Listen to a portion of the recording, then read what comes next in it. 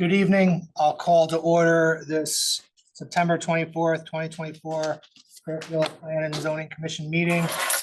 Start with our meeting minutes from September 10th. May I have a motion on the item? Commissioner Harrison. I'd like to make a motion to approve minutes from the last meeting. Okay. Second. Kowski seconds. Commissioner Kowski, anything else? Further comments, questions? Let's do a vote. For the record, obviously seconded, Commissioner Pikowski is sitting in for Commissioner Ford. All those in favor, please say aye or raise your hand. 7 hands, so it passes unanimously. Next two items are these pre-application reviews. I'm not going to call, I'll call the first one in a second. Just as a reminder to the commission, this is, will present at least the general idea of what the application is, or our feedback. In light of our, I think these are pretty straightforward reviews, so in light of what we have coming up behind us, I would keep it, let's keep it timely. I'll call the first one and need to accuse myself. 5151 Park Avenue, review pursuant to section 824 of the General Connecticut statutes regarding a proposed easement for traffic light improvements. As I said, I need to accuse myself, so. And then Joe would be sitting in your place for this item. For a review, I assumed everybody would be, but. Yeah. All right, Mr. One. Okay, Mr. Chairman, the town is engaged in a project to upgrade and replace traffic signals on Park Avenue at the main entrance to Sacred Heart University. This project requires the acquisition of an easement for some of the signal equipment and span poles. The Roman Catholic Diocese has agreed to a proposed easement, which includes 2 areas of 180 square feet each on either side of the main entrance drive. This easement requires Board of Selectmen and RTM approval. As the project is for the purpose of extending public utilities for transit, a planning referral is required pursuant to section 8-24 of the statutes. A positive referral would suggest that the project is consistent with your concerns for the site. A negative referral would require a 2/3 vote of the RTM to approve the easement. That's all I have by way of background. And Melinda's got the map up on the screen. Subject to questions, that's all I have, Mr. Chairman. Any questions or do I have a vote? Commissioner Braun? Yes, I have a question. We can make motion though. We're making a motion though right now. Oh, I'm sorry. I think Commissioner Levy has a motion. Yeah, I'd move to make a positive referral on this matter. Second. I'll second it. Braun seconds. Commissioner Levy. Yeah, I mean, I think based on the information provided, providing the easement to the town to upgrade near the entrance Park Avenue, Sacred Heart University would be a plus for the town. Thank you, Commissioner Braun. Okay, so yeah, I think obviously we have to have easement in order to do the work. I just had a question about how it's going to work. So right now there's a traffic signal there, right? This is simply to upgrade it, replace it. We're going in the ground, digging wire lines and things up. Well, the new standard light poles, if you're familiar with what was done at the corner of Park and Jefferson, rather than the lights, traffic signals hanging from a wire, they're now attached to what's called a span pole, which it goes up and out, so they're not dangling from the wires. And that's what you see, those 2 yellow easements there will be where span poles will be. You'll see the existing traffic light is kind of goes diagonally across that intersection hanging from wires. Now, the way traffic lights are done is they're Okay. So span. this is safer, safety. It's going to be the timing improvements, more modern equipment with pedestrian signals and LED better signal management. For this one, so Sacred Heart owns the land. It's a small piece of land, like 180 square feet for both of them. The easement is to the town. The town will do their work.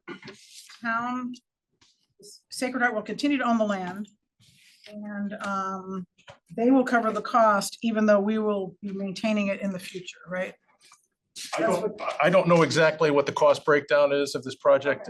There's some shared costs. I don't know. Yeah. Frankly, that's not our end of the the deal here. That's the engineering department is working that out, and Board of Selectmen and RTM will look at that. We're just being asked to see whether the acceptance of the easement for the equipment is consistent with. So I just have one question about legal liability. Sometimes you see indemnifications in easements. And I don't know what happens if someone, a workman or a student gets injured either during maintenance or during construction or afterwards. They own the land, we own the easement. Who's responsible? Don't know. Because I know the other easements we've looked at, there's some kind of mutual indemnification that's done sometimes.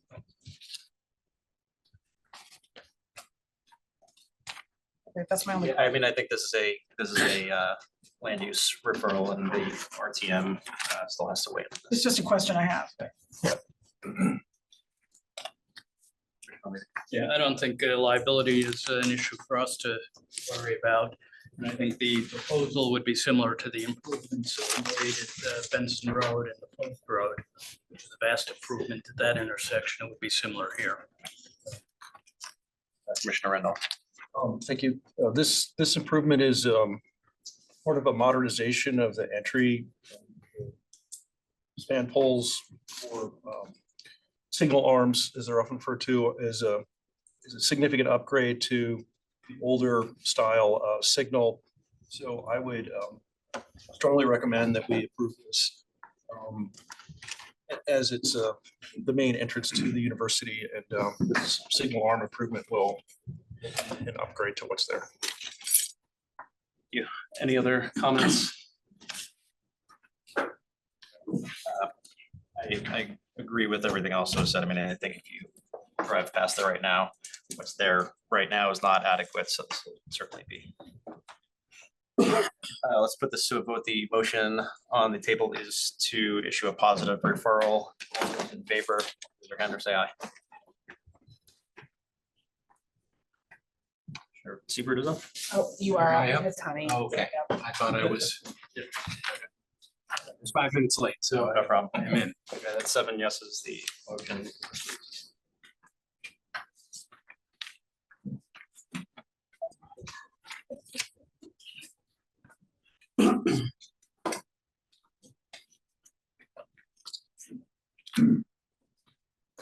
Thank you.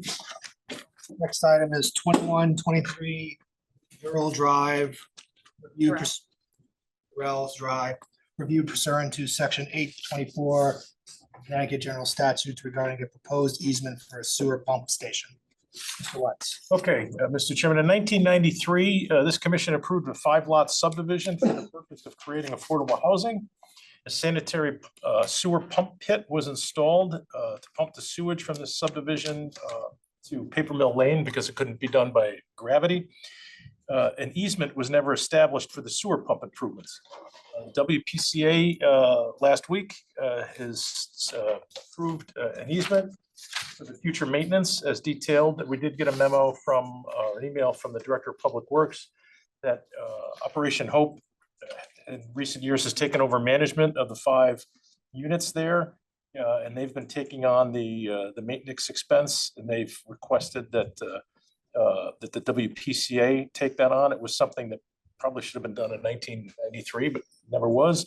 But on the 18th of this month, WPCA approved accepting the easement. So this is the next step, moving on the chain as the easement talked about. This is not a new improvement. These are existing facilities that just don't have the benefit of an easement for town maintenance. So that is all I have at this point.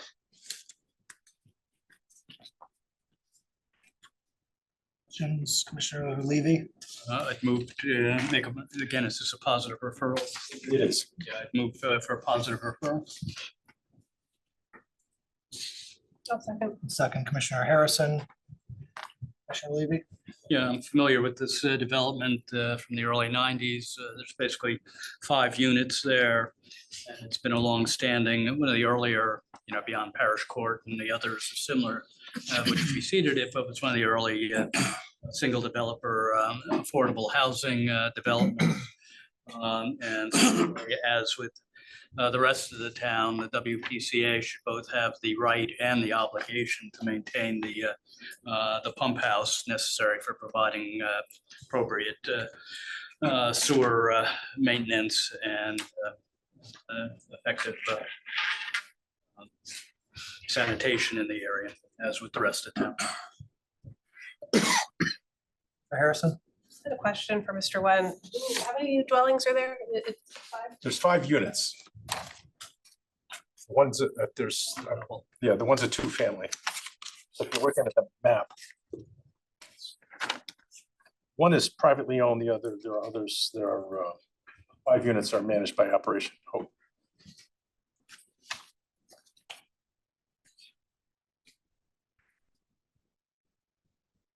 Commissioner Braun? Is it possible to show which 5 are, so if one is privately owned, it's still considered run by Operation Hope? Or Yeah, the easement's only on one of the lots. It's the excuse me, the lot at the corner.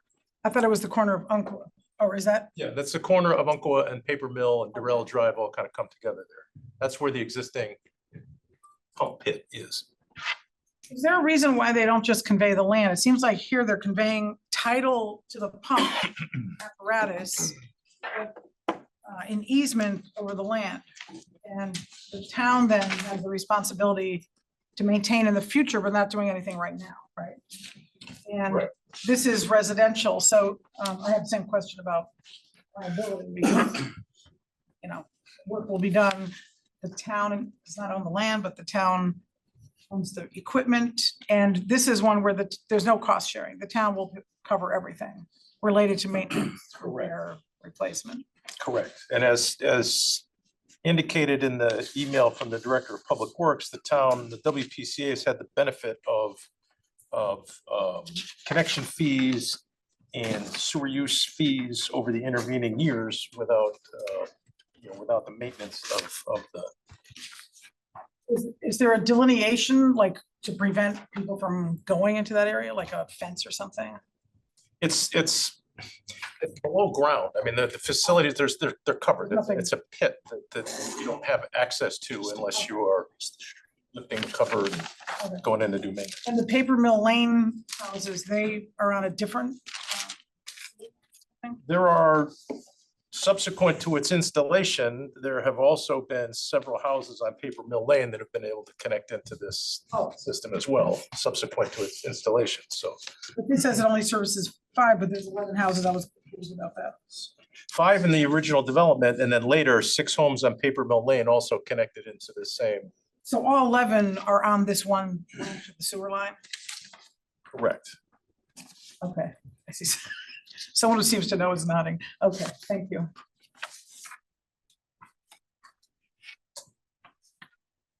Because of the gravity situation there, these 11 units feed into that pit that pumps it into a force main to the next manhole that's down the street on Paper Mill Lane, where it can then flow by gravity.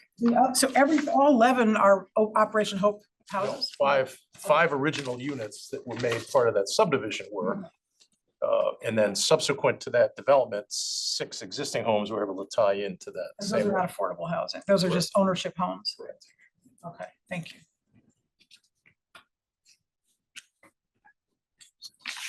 Other questions or comments? Motion is a positive referral. Put this on a vote. All those in favor, please say aye or raise your hand. Passes unanimously. Next item is 3449 Post Road, special exception application of William Coffey to establish a used car sales facility in a portion of the existing building in a design commercial district. Mr. Wendt. Yeah, this is a special exception application that requires a hearing. The site is last occupied by a Verizon store. Prior to that, it was actually an auto body shop for many years in Southport. So they're looking to convert it back from the retail Verizon store, which has been closed for a while, to a kind of a consignment, if you will, used car sales of antique or older cars, kind of like Classic Car Gallery used to do further down the street. but it does require public. I have a motion. Kowski moves for public hearing. Second. Commissioner Porcillo. Hearing is required. Anything further? Further comment. All those in favor, please say aye or raise your hand. Passes unanimously. Next item is 161 Hillside Road, special exception application on Nest Greenfield Hill, Inc. pertaining to additions and alterations to an existing building to establish a daycare use. Commissioner Siebert, I step back in for you, so that'll be just Commissioner Pikowski as the alternate for Commissioner Ford. Commissioner Siebert, are you up to speed? Oh, I'm sorry, Commissioner Pikowski, are you up to speed? Commissioner Corsillo is up to Yes. speed. Anybody else? No. Mr. Wentz. Okay, Mr. Chairman, the subject site, as you know, was located at the intersection of Hillside Road and Hill Farm Road in the Neighborhood Design Business District. The existing building on the site was built in 1961 and was used as a branch bank. The proposed special exception application seeks to establish an early childhood learning center or day nursery as defined in our regulations. A modest two-story addition is proposed at the rear corner of the building where the existing vault is located. The applicant is proposing a maximum enrollment of 72 children with 15 full-time employees. Hours of operation are anticipated to be Monday through Friday, 7:30 a.m. to 6 p.m. The site is presently accessed by 2 ingress drives on Hill Farm Road and a single egress drive on Hillside Road. The proposed access will be a single ingress drive on Hill Farm Road, eliminating the existing easterly ingress drive, and a single egress drive with widening of the 2 existing curb cuts. A total of 28 parking spaces are proposed. The applicant proposes a staggered arrival schedule of prospective students to spread out drop-off. There are 2 outdoor play areas proposed, one on the front and Hill Farm Road side of the property and the other on the southerly side of the property. The main focus of concern during the hearings, as you heard, was traffic and parking. The applicant's traffic report indicates that the proposed use will create less traffic overall than a typical branch bank. The neighbors respond that the existing bank was not a typical branch bank and generated far less traffic than a typical bank.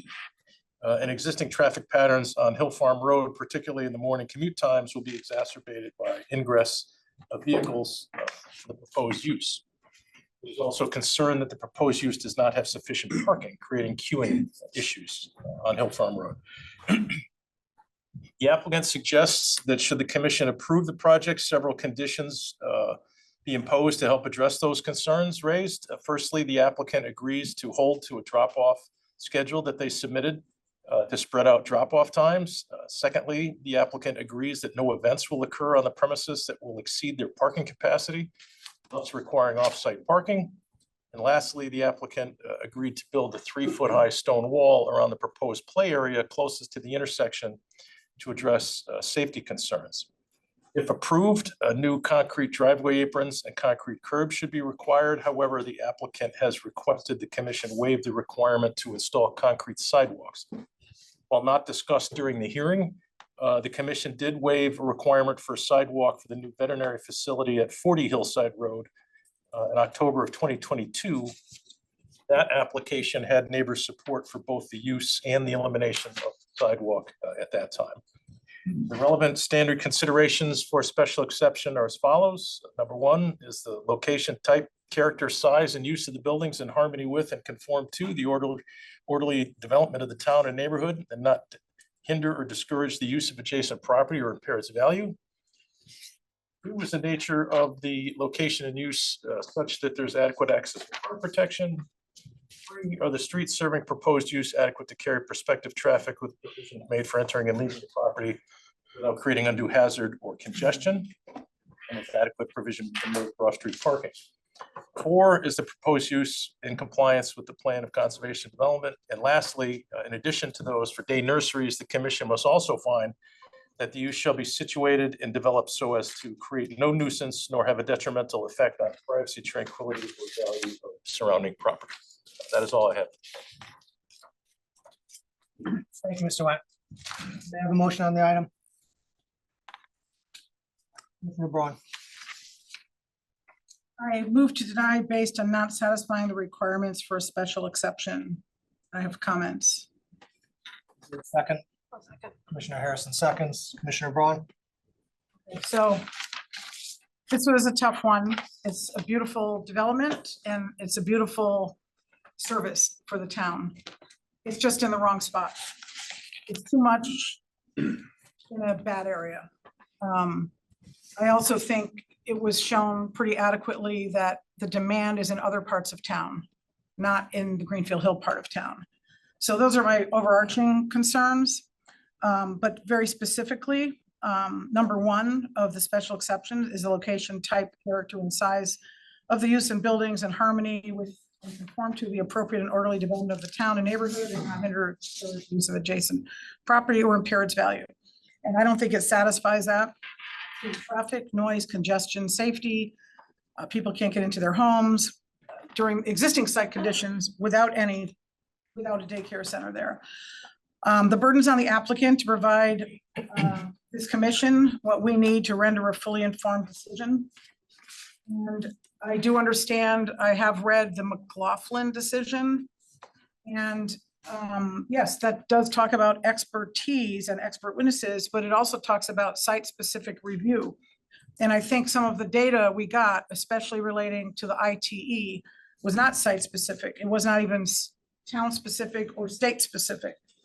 And I think in certain circumstances, when you have basically a mountain of evidence presented by people who have lived here for decades and follow traffic patterns on a daily basis, and were there when the bank was there and saw that the bank wasn't used much, and probably a bank that ever goes back there wouldn't be used much based on post-pandemic, habits and patterns and technology, et cetera.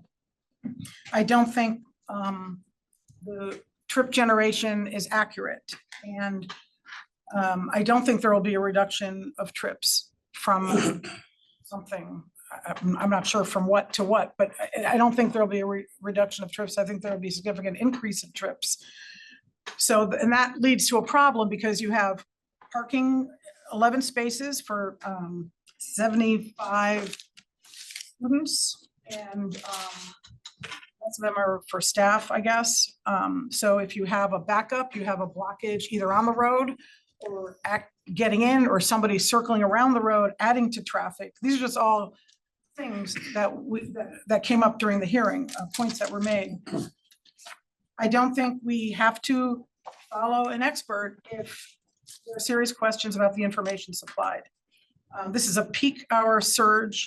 This is not just a day-long thing. And while it's true that there is routine and regimentation with daycare facilities where there wouldn't be with another retail establishment, the problem is it all happens at once during rush hour. And people are complaining vociferously about rush hour issues right now, and people can't get out. People are being, there were 2 deaths in the area. I think those are on Round Hill Road, but this is also a cut through and a parallel road to, not Round Hill Road, Reading Road. People commented that trucks are coming through here. I don't know where they're coming from or going to, but they're coming through here. Cars are coming from other towns. So the site is just not big enough to accommodate this. And that's kind of conceded because they're changing how they do things, and they won't be able to have any events at all that relate to the school on the school premises.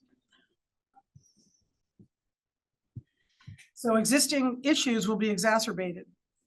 Lighting, noise, traffic safety, mostly traffic safety and congestion, and that creates a hazard. The parking schedule, I don't think they answered the question. I don't think that's realistic. I don't think anyone would assume people are going to be able to comply with that parking schedule, not when you're dealing with children and traffic. A couple of the residents presented some pretty good evidence of demand. And it seemed apparent that, and the people in favor of this, yeah, they want it. They don't live in this neighborhood though. So I think the demand will come from other areas of town, or even more likely from other towns. And that will just add to the traffic situation.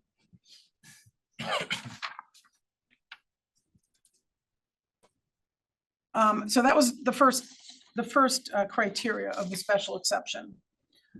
The second criteria about fire access, I haven't heard anything negative about that. I saw something in the code review. The fire marshal said they have access, so I'll accept that. Number 3, are the streets serving the proposed use adequate to carry prospective traffic with provision made for entering and leaving the property without creating undue hazard to traffic or congestion, and has adequate provision been made for off-street parking? I'd say the answer is no on this. Again, traffic on the Merritt and 995 impact this. Traffic is always bad, but especially during rush hour, and being that this is a cut through parallel to Reading Road. Reading Road has had 2 deaths.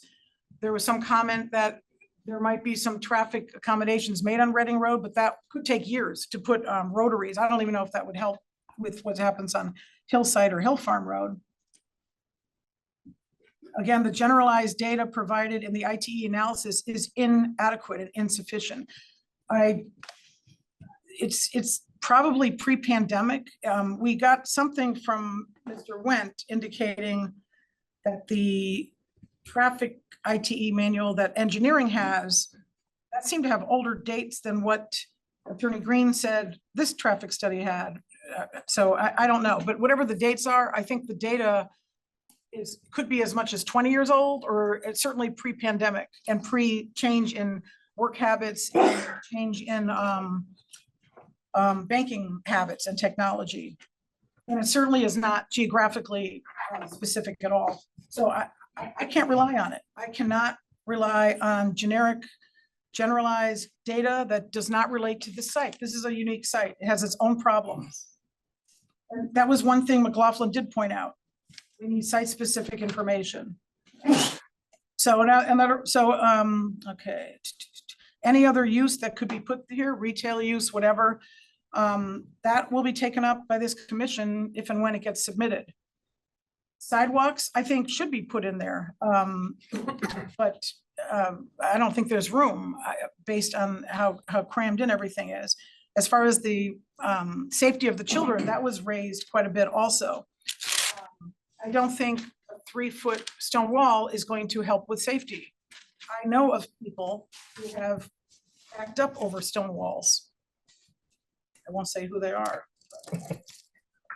TPZ is entitled to the best data on which to base our decision that will profoundly impact this residential neighborhood. The traffic study actually does admit that it will add to trips in the morning, 2 trips.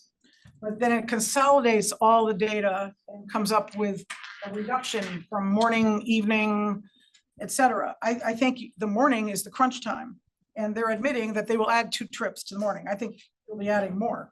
And I don't think the data about the bank can even be relied on anyway. And again, this is small. They don't have enough spaces for the parents. There's nowhere to go if there's no space. So that's basically number 3. Number 4, is it in compliance with the plan of conservation and development? I would say no. It is not within the current, we have a current POCD and we're also working on a new one. So the current 2016 POCD 12 says in the Greenfield Hill area, the Greenfield Hill Business Center is a neighborhood design district which promotes uses appropriate for the area, provides safeguards from overexpansion, and limits business/commercial uses to those of a neighborhood scale. Only uses of this nature should be encouraged in this business center so that the business uses complement the residential area. Then it says zoning regulations amendments, which would increase permitted density of development, should be discouraged in order to preserve the character of the area. And finally, it says the construction of an entrance or exit from the Merritt Parkway in this area should be discouraged. And that kind of supports the whole situation of people coming in from the Merritt. They don't want people traveling through this little neighborhood area. That little neighborhood business district is supposed to satisfy the neighborhood. That's the POCD. 12.5 of the neighborhood describes the neighborhood design business district. And it says, the purpose of this district is to provide local neighborhoods with needed and desirable convenience, goods, and services in a manner which will not be detrimental to the surrounding residential areas. The uses permitted in this zone shall be limited, shall is mandatory language, shall be limited to those which will primarily serve the local neighborhood and are consistent with the purpose for which this district was designed. I don't think it's been shown that this use will be, is needed to support the Greenfield Hill area. And I think it will be used by people, you know, in other parts of town that have more of a need for daycare. One person pointed out, there's X amount of daycare facilities satisfying Greenfield Hill, and based on data about the school system and extrapolated that it's just not needed here. It's needed in other parts of town, and it should be put in other parts of town. It sounds like it's a beautiful idea, having all this outdoor space. I just don't think there's room for it on this site. Also, I just took a quick look at the draft August 2024 Plan of Conservation and Development in Sustainable Strategy D to advance the recommendations from an action plan for sustainable Fairfield. They basically talk about 20-minute neighborhoods where people have easy, convenient access to places and services such as shopping, schools, et cetera, without automated reliance. It seems to me like this is a very minor point, because I don't think this can go here. But if it was going to go here, I think they should have sidewalks. I don't think they have room for sidewalks on this. So again, data was provided by several residents indicating the daycare need is in Beach area, McKinley. The people that spoke in favor, I believe, were in the university area. Somebody pointed out this will not solve the Goddard School wait list, because that's a little over half the tuition. This is around, I don't know, $43,000 a year. That quite a bit less than that. So this is kind of an exclusive school with private chef, sous chef, farm to table dining without sidewalks. So that is number 4. Number 5, I called it number 5, but it's really an adder onto the special exception section of our regulations, just specifically about day nurseries, which says, as Mr. Wendt pointed out, in addition for day nurseries, the commission must, that's mandatory language, also find that the use shall be situated and developed so as to create no nuisance, nor have a detrimental effect on the privacy, tranquility, or value of the surrounding properties. And then in the actual regulation, 27.4.7, it adds, it would be for a period of not more than 5 years.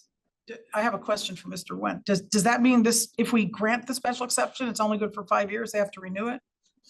Well, that has been the view in the past, generally for facilities that are in nursery schools, like in church facilities. But in my opinion, I don't believe that's an enforceable provision. I would recommend when we update the regulations that be Well, that's removed. interesting. So there, in the past, there used to be 5-year certifications, but a special permit, I don't believe you can time. Well, at any rate, there is a special provision just related to daycare, day nurseries, and it's kind of grouped together with nursing homes and gas stations. So clearly, you know, the intent of this commission when they drafted these regulations was special care needs to be done to make sure a day nursery does not create a problem in the neighborhood. So my conclusion is that this will create a problem. It's probably not needed. It probably won't support this neighborhood. And that's what our NDD, our neighborhood design district, is for. And again, this is a hard decision, but sounds like a beautiful facility. It should be put on a larger piece of property somewhere else in town where it's more needed. Thank you. Commissioner Harrison? Yeah, and I would echo Commissioner Braun. This is a hard decision. Obviously, we want more commercial development in our town. We certainly know that there is a need and a want for more daycare facilities, and the applicants seem like very caring, nice, and business people have a strong track record. We want you in town, but I don't think this is the appropriate place. As Commissioner Braun said, 12.5 of the neighborhood design business district says the purpose of this district is to provide local neighborhoods with needed and desirable convenience goods and services in a manner which will not be detrimental to surrounding residential areas. The uses permitted in the zone shall be limited to those which will primarily serve the location, the local neighborhood. We heard from a number of neighbors ranging who've lived there from 17 years to 50 years. We heard about the terrible deaths and accidents that have occurred because of the safety issues in that area. As a commission, I don't think we want to go to sleep at night thinking we made a decision that would impact the health and safety of young children and parents and teachers. Our regulations and both our POCD both support local in this design district. And I just think we haven't been given adequate data. The ITE manual, I understand the standard, but the sites that were surveyed in the 2010s were in states of Colorado, Kentucky, Minnesota, Nebraska, New Jersey, New York, Oregon, Pennsylvania, Texas, Vermont, Virginia, Washington, Wisconsin. And some of the data sounds like it was predated the pandemic, and it's nowhere near Connecticut or Fairfield for that matter. I can't rely on it. And I would echo some of what Commissioner Braun said. I don't want to repeat it, but I just feel like this is just the wrong location for this facility.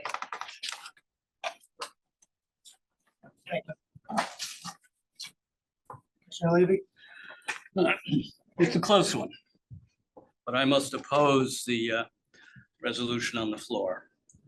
Let's start with what's not relevant. We talk about deaths or the suggestion that this commission may be responsible or have blood on our hands. Yeah, there were 2 deaths on Reading Road. One was a drunk driver late at night who struck a pedestrian running along the side and then fled the scene. That was further up Reading Road. The other was Megan Ravis, who was walking appropriately on the left side of the street, and a nanny with 3 kids in the back turned around and then crossed the center of the road and struck Megan Ravis. Neither of those deaths, while in proximity, even that they're both on Reading Road, is at all relevant or of any concern, or should even be a matter before this commission when it considers the intersection of Hillside and here. It's just a totally different situation, and that could be ruled out. The second question is, what is the neighborhood? Our plan of conservation and development refers to Greenfield Hill, and this is a neighborhood design district within the hill, right? The neighborhood is the hill.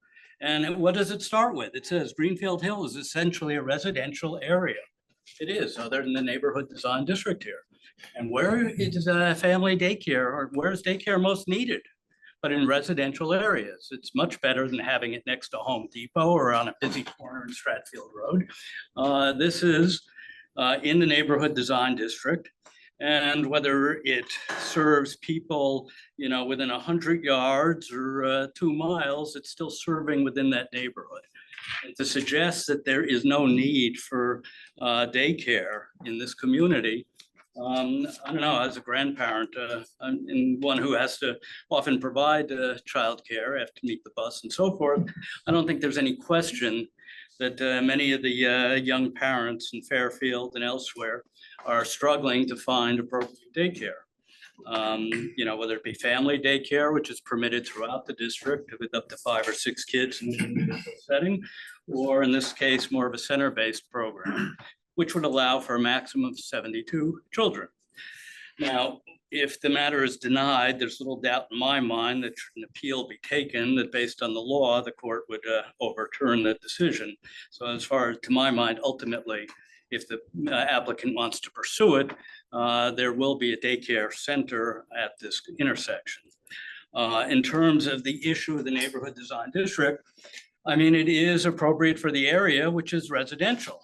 And have they provided appropriate safeguards? When you talk about parking and so forth, the only evidence was that the parking is adequate. The opposition at 8:33 a.m., there were 0 spots available, and that one wasn't even including the handicap spots. So I think the issue of parking, they've met their burden on that. In terms of the traffic, yeah, it's a busy intersection at times. So most of the time, it's not busy. I've been through it many times at all hours of the day.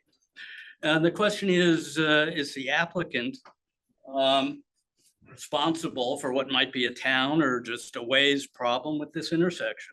No, it is what it is. Whether you have a daycare center there or not, there's going to be traffic at certain times of day with people coming from Bronson Road or coming down Hillside or across. But the question is, what impact will this center have on this intersection? And the evidence was, because the opposition didn't address it, was that there'll be approximately, if memory serves, 30 ingress and 26, or it might be 26 ingress and 30 egress.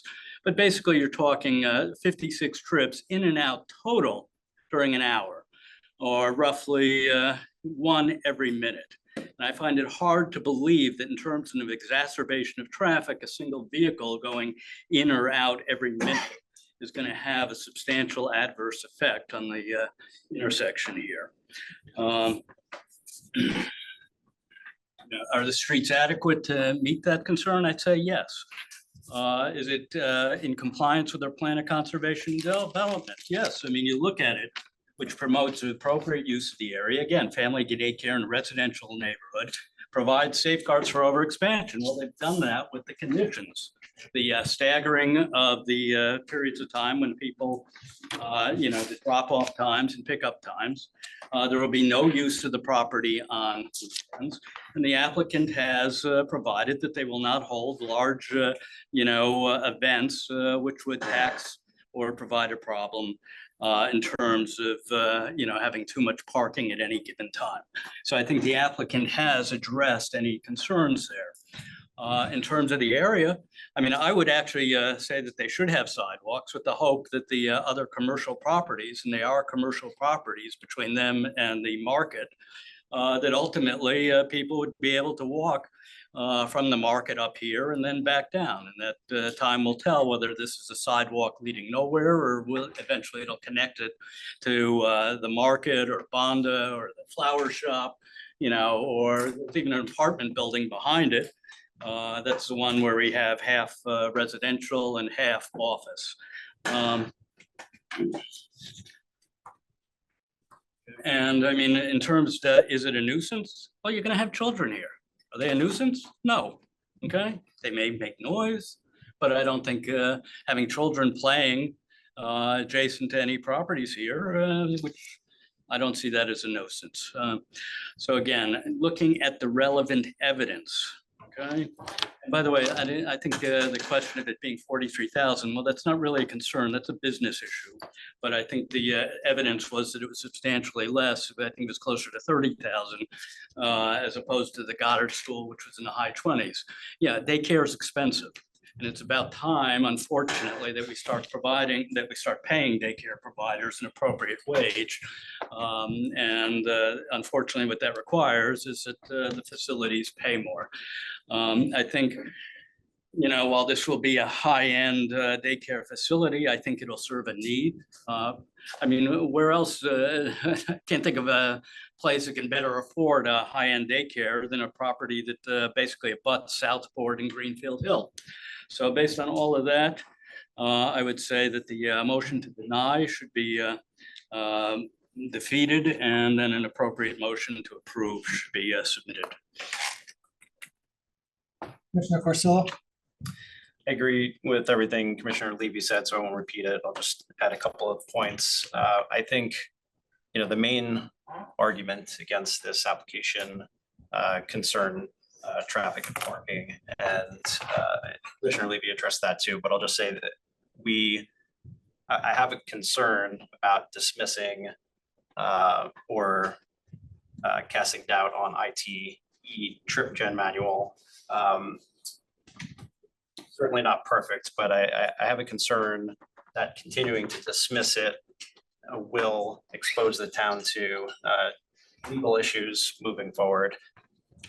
That's the evidence we have. It is industry standard. I think we have to rely on it until something better is presented to us, and that doesn't exist right now.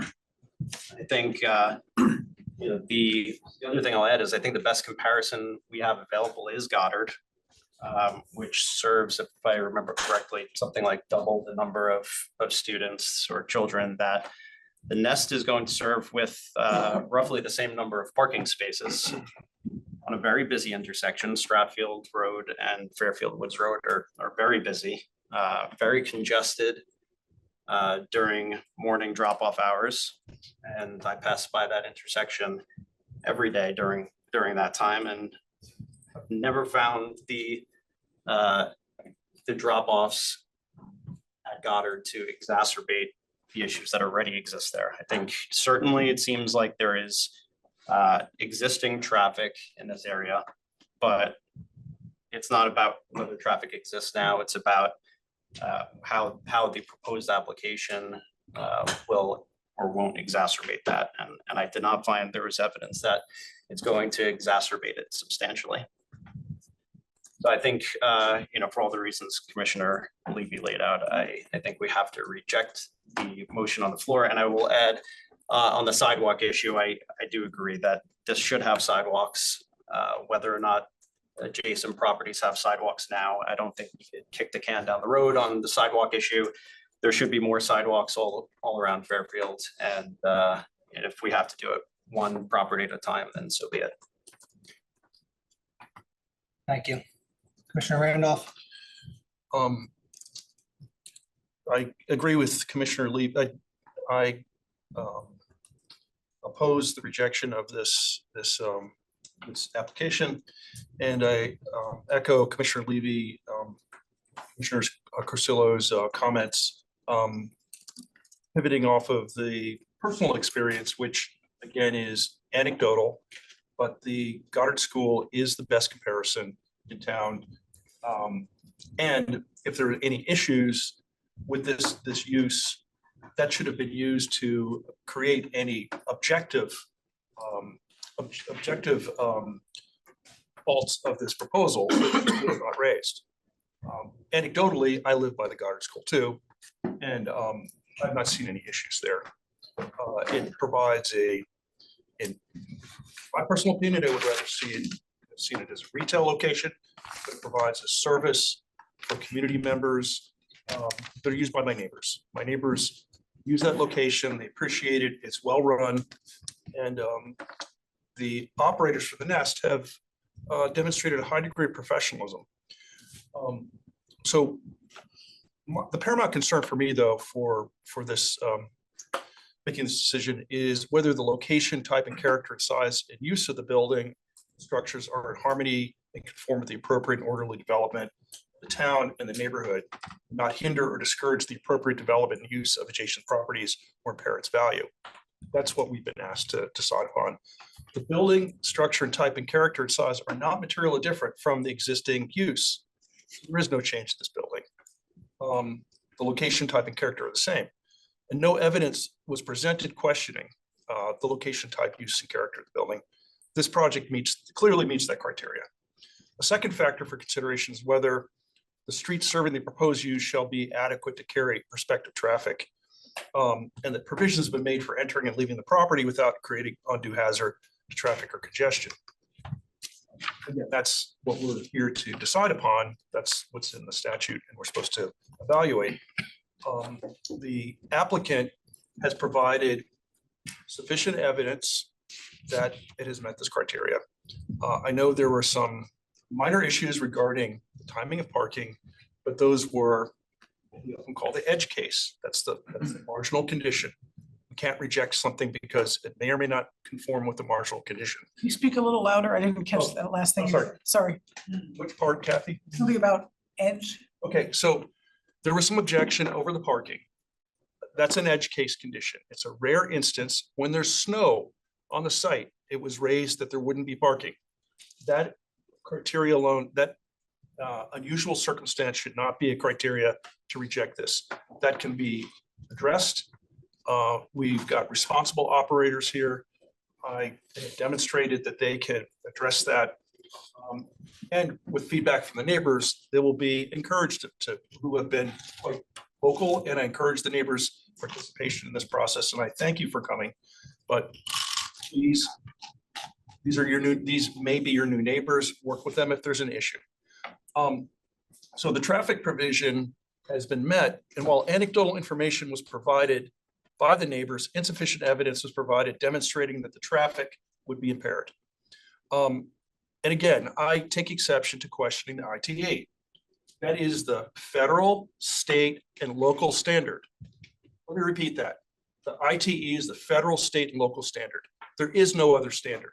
You can question the ITE, but you've got to present alternative evidence, and there's a methodology for doing that. You go out and you do a traffic count on another similar building. And in town, we have the Goddard School.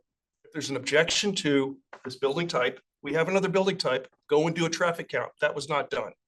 So if that was raised in a question, it was only anecdotal.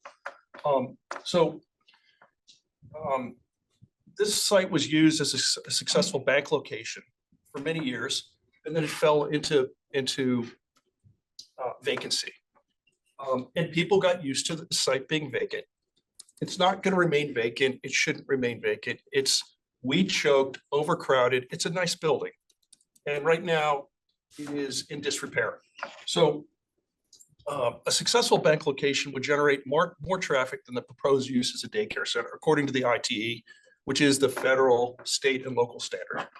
There's a legitimate question that Commissioner Braun raised, legitimate question that the NDD does not encourage. It encourages specific uses such as retail. Again, anecdotally, I live in Stratfield.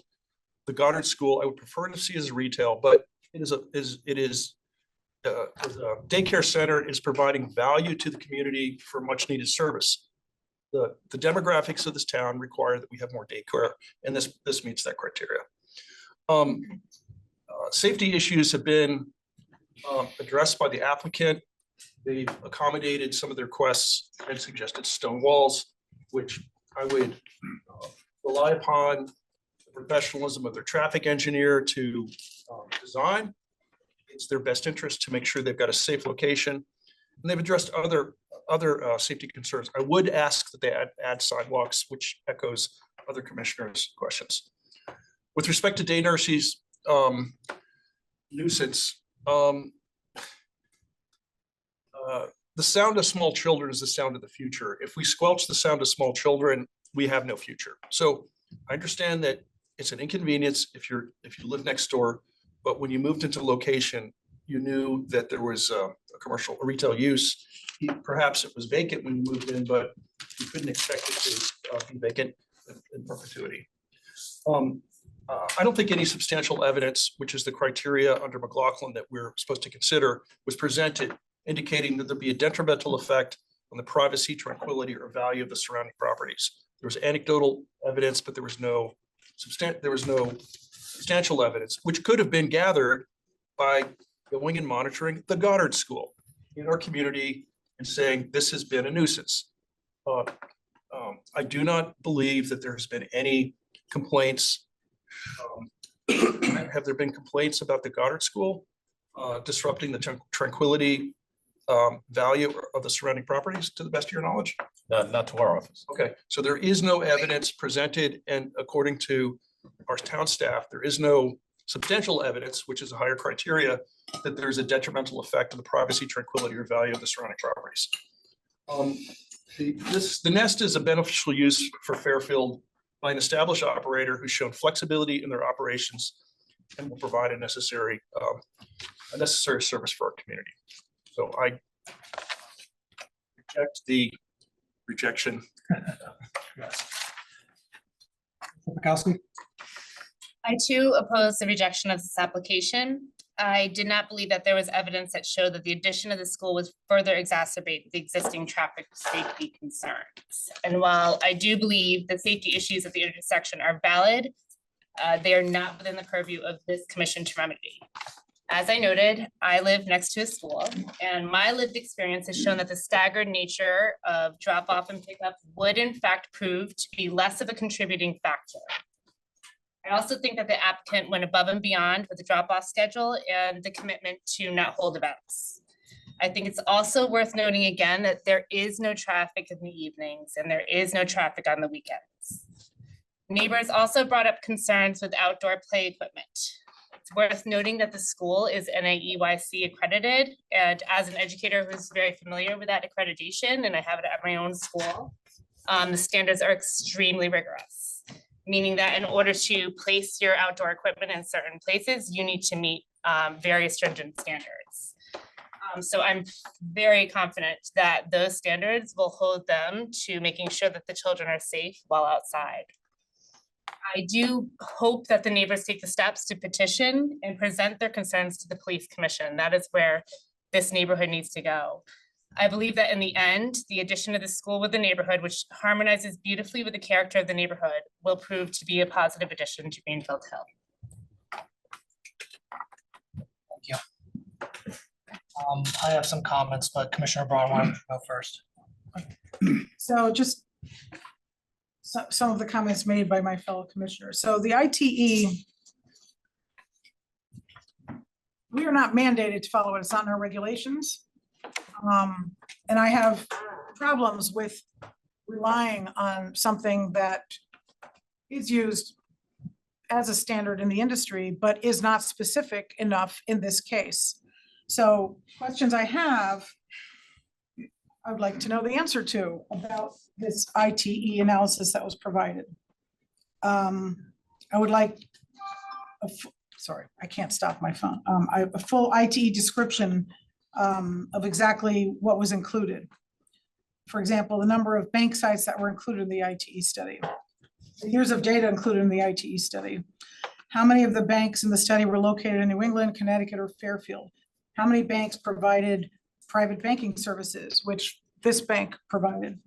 How many banks in the study were located in primarily residential communities with density, et cetera, traffic patterns similar to this? And I think it was confirmed that the only data in the ITE study was self-reported by ITE members from random states, not at all even close to Connecticut.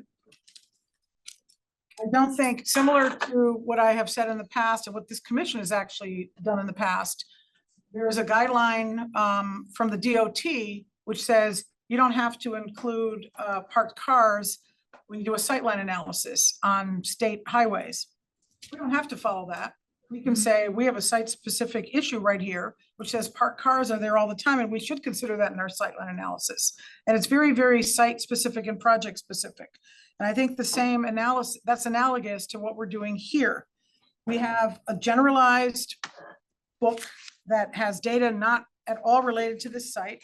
And we have a dozen people who are basically fact witnesses who have been here for, I don't know, one person was here 50 years with daily observations of what goes on at this exact location. And I do think safety is a concern for this commission. We should not pass something and hope someday down the line, the police commission could do something to make what could be a nightmarish scenario safe. I don't see how it could be made safe based on what we heard here of what goes on this road right now. And speed was something I actually forgot to mention before. People don't go the speed limit. They go much more than the speed limit. They go through the stop sign, they go on the grass. People are in a hurry getting their kids there.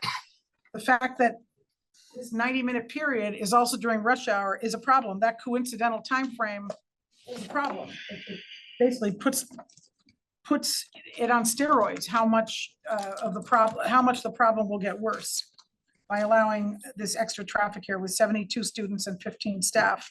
And as far as the need for daycare, it has not been shown. The burden is on the applicant. It has not been shown that there's a need in this community. There's a need in our town. I understand that.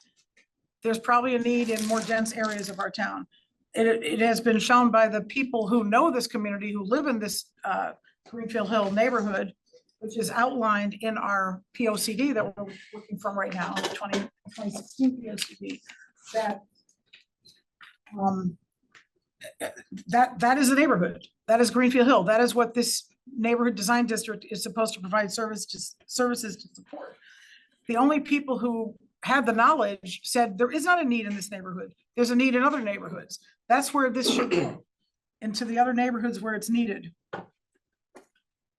As far as the Goddard, I think the streets, the capacity the sign, the streetlights and everything, it's completely different. It's apples and oranges based on what we heard from this, based on this intersection.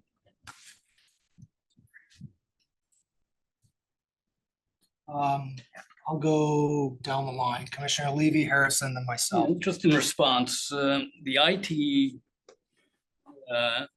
figures relative to a bank, it's a red herring in this case, and again, irrelevant. As to how many cars go in and out of a bank is not an issue. The question is how many cars are going in and out of it, the nest or proposed nest. And the evidence is based on their proposed schedule of part of, access, which would be a condition that you will basically have 30 vehicles going in and, or 26 in and 30 out, one or the other, but we're basically talking 1 per minute. That is the evidence. And whether the ITE is relevant, whether it's the standard, I mean, with respect to the bank, it was made as a argument that this would be less than if there was a bank there, which has already existed. And that's just not a relevant factor here. As far as speed being issue or people, it's a 4-way stop, right? And if in fact it is busy, you're going to have cars there, so people aren't going to be speeding through the intersection at the times of drop off and pickup. So again, again, it's a close one. There are concerns, but on balance, it's one that should be approved. Harrison. Yeah, I would just add, I've heard the school, the Goddard School mentioned a few times tonight. And I don't think the Goddard School, which is a lovely place from what I understand, they're much different than what this would be. It's on a state road. It's vastly different than a small, I would consider country roads up in Greenfield Hill. So I think that's a false comparative. Again, the ITE data, what was presented to us was not helpful to analyze a specific site in Fairfield. It just wasn't for me. And I felt that the burden was on the applicant to prove that, and I don't think they did. Thank you. I support the application, rejecting the denial. I think we have to be very mindful. We'll start at the beginning, kind of the need and the use and whether it's applicable to this area. One thing that's, I think, undeniable is this is a permitted use in the area by special exception. So this commission has decreed that this use is allowed in the area. And I think anytime you're suggesting that there's not a need for it in the area, which I think disagree with, certainly you've acknowledged that there's a need in the town, and then to say it's not a need in the area seems contradictory to me. I think it's going to be for a denial based on it not being not being suitable for this area is an arbitrary conclusion that it's because it's a permitted use. And I think that would be found in court pretty easily, and I just don't follow the logic there. It's also say that the applicant has not proved a need in the area, but the neighbors have proved that there's not a need, also strikes me as contradictory based on just the evidence provided, narrative evidence given. We have a purveyor who I think would know the market base a little bit better than the neighbors, and there's no disrespect to the neighbors, but it's pretty clear that the town needs it, areas and Connecticut need it. And to suggest that somehow the evidence has not been provided that the Greenfield Hill needs it, I just think is a little arbitrary. Certainly it's the parking and the traffic that I think gets people's attention, and rightfully so. Parking, I think, has been addressed, and I expect that any motion to approve will have that condition of approval that will have that parking schedule that the applicant will need to abide by. It will be incumbent on, if there's a problem, neighbors will certainly convey it to our enforcement officer, and it'll be his task to make sure that it's complied with. And that's just how it's gonna be. I mean, whether it's a hope is irrelevant, because it's going to be an enforceable rule at the very least. And I have seen no evidence to suggest that the parking schedule cannot be met, because it's been reviewed, and I think even in the opposition's applicants somewhat conceded in his analysis. The traffic yes, there's backups in the area during peak hours. We've seen the videos of it. I've driven by there. The one thing that I did not see in my experience, testimony and the videos is a backup on Hillside going westbound, which would obstruct the entrance. And that would be a major problem if the backups of 20 cars was there impeding the entrance. Though at the same time, I expect people to let people in, but we don't see that there. And I agree with Commissioner Levy that if you take what the schedule is, you may have an extra car every minute, and it certainly will extend the queue a bit. I understand that, and that will be frustrating. But you will have access into the site. And all of a sudden it comes into the parking issue, and that's been satisfied. So, the queue will be maybe a little bit longer in the mornings. But I don't think that raises to the level of a substantial burden or somehow violates the criteria that we need to enforce. I actually take comfort that this site is, I'll use the word, protected by stop signs. So you have people who will not be driving by as fast as they could otherwise be if there was no stop signs in the area. And you can't kind of have it both ways. I'm sure people drive fast in the area, but they still are stop signs there. The neighbors say they blow by them. I won't contradict what they've seen, but my experience is that people slow down at the very least, and that area is going to be protected. I don't know that the design of the roads is such a problem or such a defect that would render this area, this site susceptible to problems. Protected by stop signs on Hill Farm Road, Hillside Road, and all around the area, so to speak. Yes, people may be driving fast, but not as they otherwise would be with that area. When you talk about the IT, as said, it's a standard. I'm not sure if required to, but it is certainly a standard that the experts are using, that we, I think, are required to rely upon. And I think McLaughlin stands for the proposition that opposition needs to be site-specific, not that the site-specific requirements are relegated against the applicants necessarily. The applicant is using standard and data that is recognized. And whether we agree with it or not, just because it's not in the same location, doesn't jump to the conclusion that it's inapplicable. It provides no evidence and no probative value. And I don't think that the opposition has provided sufficient evidence to what this application will add to the traffic. And that's the key, as Commissioner Levy had said. And I think that knowing what their schedule is going to be and knowing what the actual traveling will be from the clients of this establishment shows, as we said, that there won't be an undue burden on traffic. The addition of the 3-foot wall will be sufficient. Commissioner Pekowski brings up a valid point that their accreditation will go through and their setup will go through scrutiny.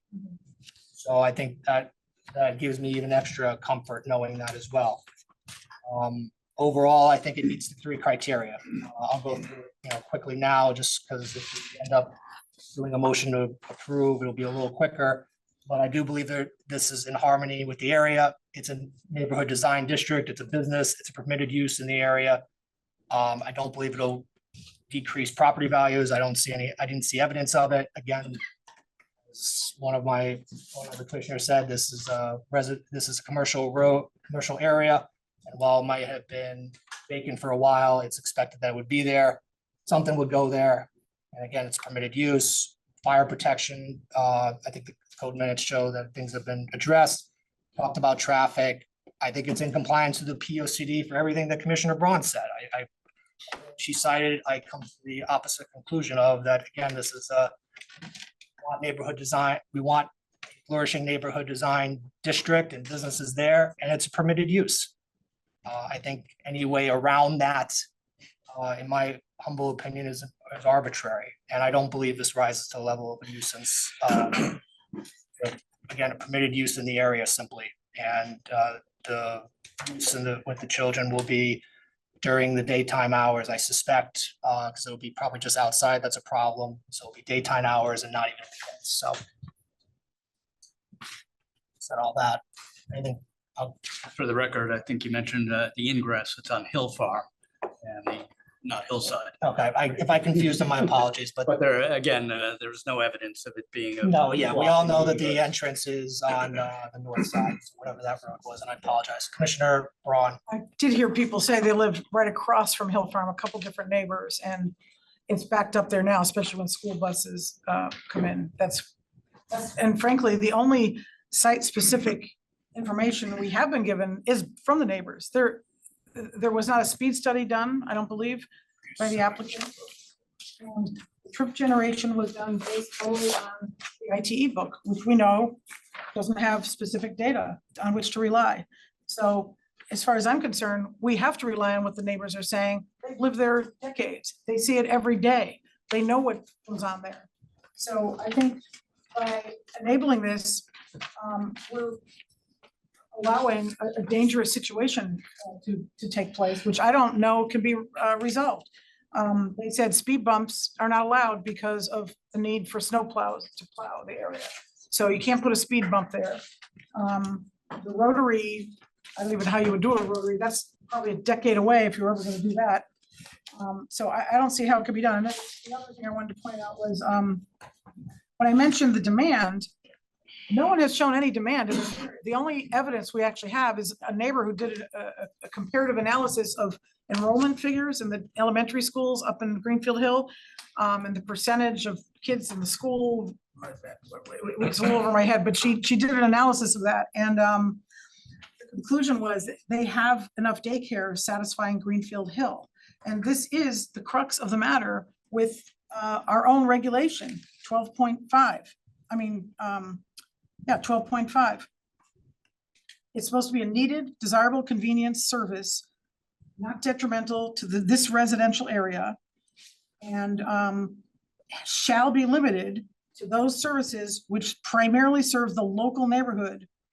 Okay, this is not going to serve the local neighborhood. It's going to serve other neighborhoods, and it's going to serve other towns. And so it does not go along with this. The applicant could not provide proof, and the burden is on the applicant, not on the neighbors. The neighbors provided evidence that it is not really needed in that neighborhood. It's needed in other neighborhoods. And so the applicant has not satisfied their burden of proof. It does not comply with 12.5 of our regulations. I mean, again, it's a permitted use, and I disagree with the fact that the applicant didn't suggest that there was a need in the area. They're a purveyor of this services. I don't know what the fact they're even coming here gives adequate evidence that there's a need in the area.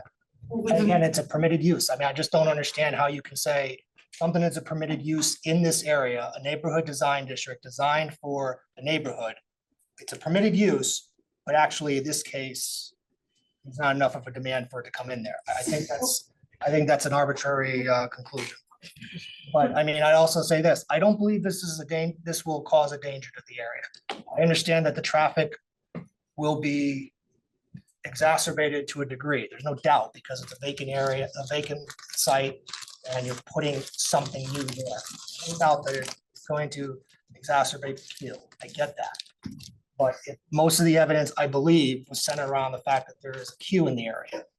And to me, when cars are driving slowly, albeit it may be obstructing people getting in and out to some degree, I don't think that causes necessarily a dangerous hazard.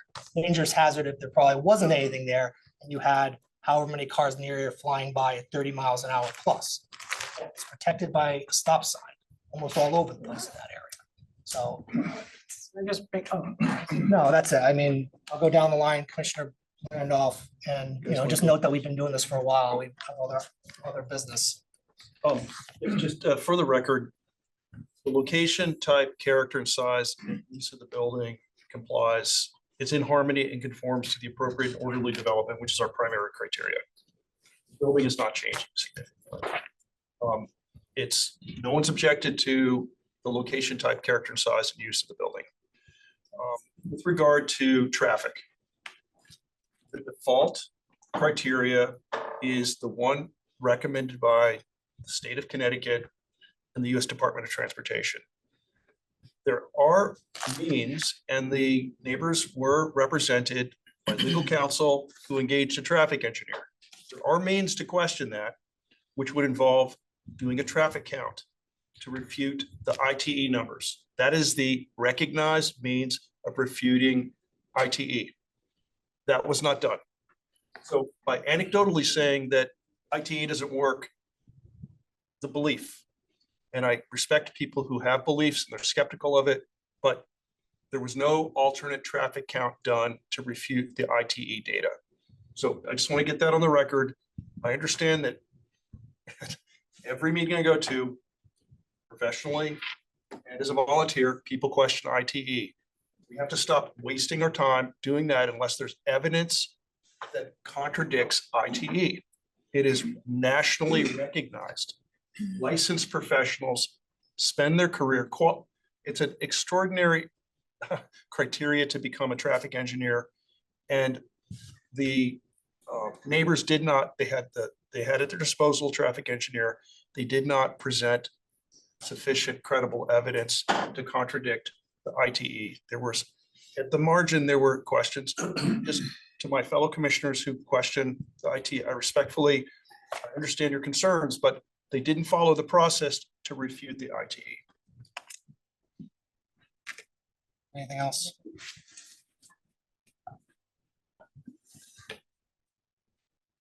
Thank you for the discussion. Right now, we have a motion for denial on. I had one more point I wanted to make. So the burden is on the applicant. It's not on anybody else. I don't think they satisfy their burden by using generalized generic information, not site specific, especially in the face of a mountain of evidence that this is a very bad location with bad traffic and hazardous conditions. We have discretion, okay? We do not have to follow the ITE if we consider it not credible. It does not have site-specific data. Also, regarding it being a permitted use, but we have subject to our special exception. That's so we can decide what should go there and what shouldn't go there. Even if it's permitted, we can say no. And we can put all kinds of conditions on there specifically so we can do a site-specific review. And the data of this site was provided by the neighbors. So I don't think the onus is on the neighbors to do a site generation traffic count. That onus should have been on the applicant. And I can't rely on the claim that this will reduce trip generation. And that leads directly to the safety issue. So that's my rebuttal of that. The motion on the table is a denial. So a vote in favor of the motion is a vote in favor of denial. A vote against the motion is against the denial. Right, clear? All those in favor of the motion to deny, please raise your hand. Commissioners Braun and Harrison. All those against the motion to deny, raise your hand. TV, Noonan, Porcillo, Randolph, Kukowski. Okay. Motion fails. May I have a motion? I assume to approve. Commissioner Porcillo. Move to approve the application for a special exception with the conditions that the applicant adhere to and enforce the submitted drop-off schedule with staggered arrivals, not hold events on site that will exceed their parking capacity, build a 3-foot-high stone wall around the proposed play area closest to the intersection, and build new concrete driveway aprons, concrete curbs, and concrete sidewalks. For a second. Commissioner Levy, thank you. We've had a robust discussion on the merits of the application, I would think. So maybe focusing on, focus on comments on it wherever you like, but I think the comments on the conditions of approval make more sense. Are we requiring sidewalks? I didn't hear everything. Yes. Yes. I'm sorry, I couldn't hear everything you said. That's all right. So it's 3-foot walls, 3-foot wall around the, 3-foot wall stone around the play area, adhering to the parking drop off, the drop off schedule. No events, on-site events that exceed the parking, and the sidewalks with new curbing. and- Aprons, concrete curbs and Thank you. sidewalks. Again, we had a pretty robust discussion. I think centering it on the conditions of approval would make more sense at this point. But if anybody has any comments, Commissioner Porcello, please. Yeah, I'll only address the conditions. I talked about the sidewalks a bit, but I'll say again, the concern was raised that the sidewalk would essentially be a sidewalk to nowhere. We cannot force the town to put sidewalks wherever we want. And I would like to see sidewalks all over Fairfield in places where they don't exist. I'm hopeful that the complete streets ordinance that is now in place will lead to that happening more and more. But until then, I think it's appropriate to require a sidewalk here, knowing that, you know, maybe we have another application for an adjacent property at some point in the future, maybe we don't. But if we deny this, if we don't include the sidewalk here, we're gonna get the same question over and over again. Then the next application for the adjacent property, oh, well, why include a sidewalk? There's no sidewalk next to it. So, you know, I say, let's start with this. I think a sidewalk is appropriate. Commissioner Braun? Yeah, I totally support sidewalks. I don't know if there's room for a sidewalk here, but I don't think it solves the safety issue I raised, but I'm not gonna repeat anything I said before. I'm just gonna say what I said before. I'm incorporating into this discussion without repeating it. I think that's fair that everybody's previous discussion goes here. I mean, it's all. I do have a question about the fence, is there gonna be a fence on top of the stone wall or just a 3-foot stone wall? I don't think that's adequate. I don't think you can see a 3-foot high stone wall necessarily. People were saying that, The problem is, I think with the wall, the fence, you don't wanna create an obstruction of sightlines as well. So I think the fence, wall was the protective barrier around the play area. And I had thought about going higher as well, but I think so. I think I can't, I'd be mindful not to because of sightline issues. There's my. the stone wall is on the corner of Hillside and Hill Farm, not the rest of it. Correct. I suspect there's going to be a fencing around the play area anyways, keep the kids in tow. Testimony that. Yeah, I think the idea was just to add an extra barrier for traffic.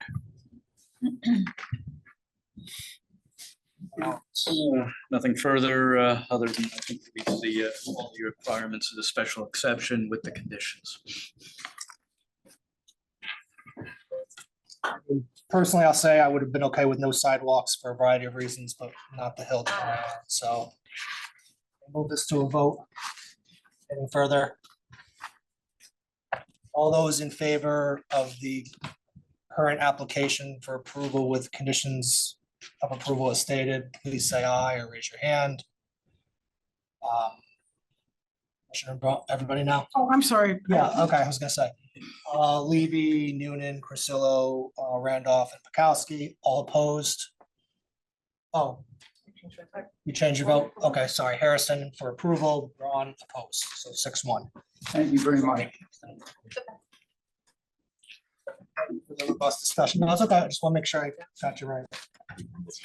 Next item, well, we're going to our public hearing. First item is 265 Autumn Ridge Road, special permit application of Christopher Rosa for evacuation and fill in conjunction with proposed retaining wall of the R3. This applicant is remote. So next applicant, 2190 Post Road, feel free to set up if you'd like. So the item 265 Autumn Ridge Road. So, Yes, we are on. my name is I don't know if you guys can hear me. Hear you. So Tessa Uchaiter, project engineer. And this evening I would like to present the project 265 Autumn Ridge Road, construction of retaining walls, adding fill, and you know, there is obviously also land disturbance. So I would like to just describe a little bit the site. So the site is bordered by 3 different roads. So it's Autumn Ridge Road, Spring Valley Road, Shady Brook Road. And so it serves, Autumn Ridge Road serves basically as from there is an entrance to the house. From Shady Brook, there is an entrance to the garage. There's like a driveway to the garage. And the area that's in front of Spring Valley Road, it just has a very steep slope, basically a 20-foot drop. And so the property owners would like to use that area as to flatten and to use it as a backyard for their enjoyment purposes. And so that's how this project, I guess, came about. So total, it would be 500 cubic yards of fill needed and 5,600 square feet of land disturbance. So this project is in R3 zone. It the lot is 0.46 acres, and let me see, and that's pretty much what it entails. So, any comments or questions? Commissioner Braun. I'm just looking at an aerial. So this is on the corner of Spring Valley, Shady Brook, and Autumn Ridge, right? Yes. And so where on that plan is this excavation going to take place? Yeah, so exactly like where it's shown right now, like in this area. Yeah. Oh, so you have Shady Brook on the left side. Right, so it's in front of Spring Valley Road. There are two step walls, so to speak. The first one is 6 foot, and the second would be approximately 4 foot. So that would add obviously 10 feet. Like I said, it's about 20-foot drop from, if to look at the house location, which is that from that contour to all the way to the Spring Valley, it's 20 feet, basically a very steep slope down. So with adding of this wall, the slope will be slightly more better, so that the homeowners can use that backyard. You're elevating the drop off between your house and Spring Valley and Shady Brook, that corner. Is that what you're doing? Spring Valley Road and the house. House. Oh, but it's the corner where Shady Brook is, right? Yes, and just You're right. Elevating it by how many vertical feet? So that would be, like I said, approximately the first wall is 6-foot wall. Then there is like a flat area in between the walls, and then a 4-foot wall. So Terrace situation. They're approximately 10 feet, and then I guess we can see that regrading a little bit. So 96, 95, yeah. So you're making like a terrace situation, right? Right. And the reason I ask is I get constant calls for people who say someone elevated their property and now water's rushing in to my property. Is there any issue with flooding, or did a professional engineer draw those plans? Yes, so that's me. I am a professional I'm sorry, I didn't catch your name. Sorry about that. I thought you were the applicant. And is there, yeah. So basically, so I'm not sharing the plans here, but like if to look at the town's GIS, we can see that the entire runoff basically, the high point of this site is pretty much the Autumn Ridge Road. So whatever the runoff is coming from that direction, and basically that corner of the property and slightly further than another, maybe a couple roads, couple lots. So the runoff is coming from that direction and it's crossing the site, right? So it's not necessarily that it will be created any kind of a runoff. So this, when you flatten the slope, so you kind of reduce the speed at which the water is flowing. So it would not be generating the runoff. In a way, it would be slowing down and it would allow it to percolate into the ground. That's a very Right in front of the wall. So like at the lower speed, so that whatever is getting onto Spring Valley Road. So basically that's what it is. Natural path is from Autumn Ridge to Spring Valley, right? These are two public roads and they're just crossing through the site. So it still would be the same amount of water that's crossing. However, like I said, it's the speed will slow down, so it wouldn't be coming down if it currently is coming down at some sort of like speed. But I didn't see any kind of I didn't see visually that it would be eroded and like the side of the road or anything like that, any kind of a swale. There is like edge basin. Obviously there is a public drainage system on the Spring Valley Road. So it will get into those catch basins as under the current conditions. Are there wetlands within 100 feet of this property? So I saw some kind of a memo in the inter-office memo that somebody was saying that there are no wetlands. We were actually not 100% sure if there are some kind of a local wetlands, but somebody said that there aren't. No, I'm Chris, the applicant. No, there's not. Has conservation looked at this and has engineering looked at this? Yes. I'm sorry, I can't see my application. So they've all There's signed two, off on this? there's two emails in the Okay, I application. can access it. Okay. Okay, so it's your professional opinion then that this would not, by elevating it, you're slowing it down. It's different than what other people I've heard about where somebody raises their property line, suddenly a waterfall goes into the neighbor. You're saying the water's already flowing down that way. So you're elevating it and slowing it down with a terrace. Right. And it is not going towards any kind of adjacent neighbor.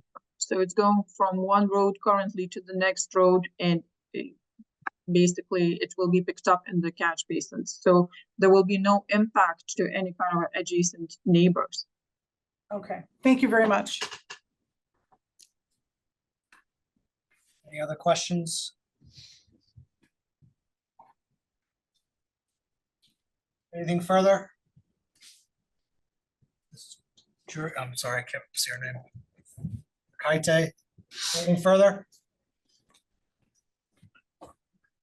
Please.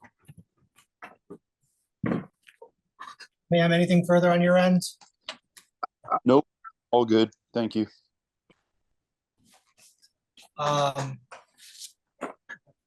Anything else from the commission? Okay, you're all set on your end for your initial presentation? Yeah, well said. Okay. That ends the initial presentation for this application. Is there any member of the public that wishes to be heard on 265 Autumn Ridge Road? Anybody in person? Anybody in person? Seeing none. Anybody joining us remotely? Ms. Harrigan, nobody signed up. Except for Two applicants, they're not. Commissioner Collins, that's it. Okay. All right, so there's just three and nobody else. Okay, last final call. Anybody joining us in person, remotely, or by phone, wish to be heard on 265 Autumn Ridge Road? Hearing nothing, I'll close the public comment portion. Anything further from the applicant? No? Nope. Okay. So I will close the hearing on this application. Thank you for your time. Thank you very much. Moving next to 2190 Post Road, special permit, coastal site plan application of UG Fairfield CP LLC pertaining to a new construction for an automobile dealership in the design industrial district and design commercial district. Kenny Willinger, good evening. Good evening, Mr. Chairman and members of the commission. My name is Charles Willinger from Willinger Busey, the applicant. Where we left off from our first hearing was 2 weeks ago, September 10th, was that our real estate impact expert was scheduled to be in Europe, and in fact is in Europe. Commissioner Randolph had a number of questions, and the procedure was that, as I understood it, was that if at all possible, Commissioner Randolph would get the questions to us by Monday or Tuesday of, that would be the 16th or the 17th, and we would catch the expert in enough time. We didn't get the questions though until Friday, this past Friday, and our expert was long gone. But what we were able to do is, and Rob, if you could hand that out for us, we sent, we did formulate answers in writing to these questions. We sent a electronic version of that to Mr. Went, but it was too late, we understand, for him to get that to you. I do, I guess I'm gonna have to walk you through at least the major points in that. What we've handed Yeah, out. submit that for the record, please, too. So that way we have the questions and the answers in the record. The questions and answers. Before I get into the answers, I don't think there's any question but that Commissioner Randolph is very knowledgeable about real estate financing and leasing and real estate development in general, as well as your regulations.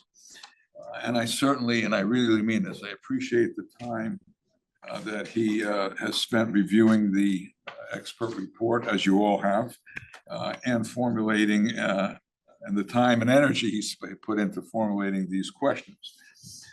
Having said that, with all due respect, Commissioner Randolph, a number of those questions, and we've labeled them in our answers, were actually irrelevant to our application, and more importantly, irrelevant to your decision-making area of inquiry. And we'll point some of those out as we go along, but I do want to start with just to reiterate the purpose of a real estate impact analysis. This one particularly was on page 1 of the report, where he says it's his intent to provide an opinion of the impact on this proposed development, and its impact on the property values of the surrounding neighborhood. He ended his report by saying, based on all of his data that he produced in 5 different communities, there would be no negative influence on the value of surrounding properties. So the purpose of the report is to say, would any property values in the neighborhood be adversely impacted by our proposed Porsche car dealership? And he opined that they would not, after a very in-depth analysis, we thought. As an example of some of the inquiries, I want to hit one in particular to give you our position. Commissioner Randolph talked about and asked several times, what is the highest and best use of this property? Again, with all due respect, that's irrelevant. It's irrelevant to your decision, it's irrelevant to your application.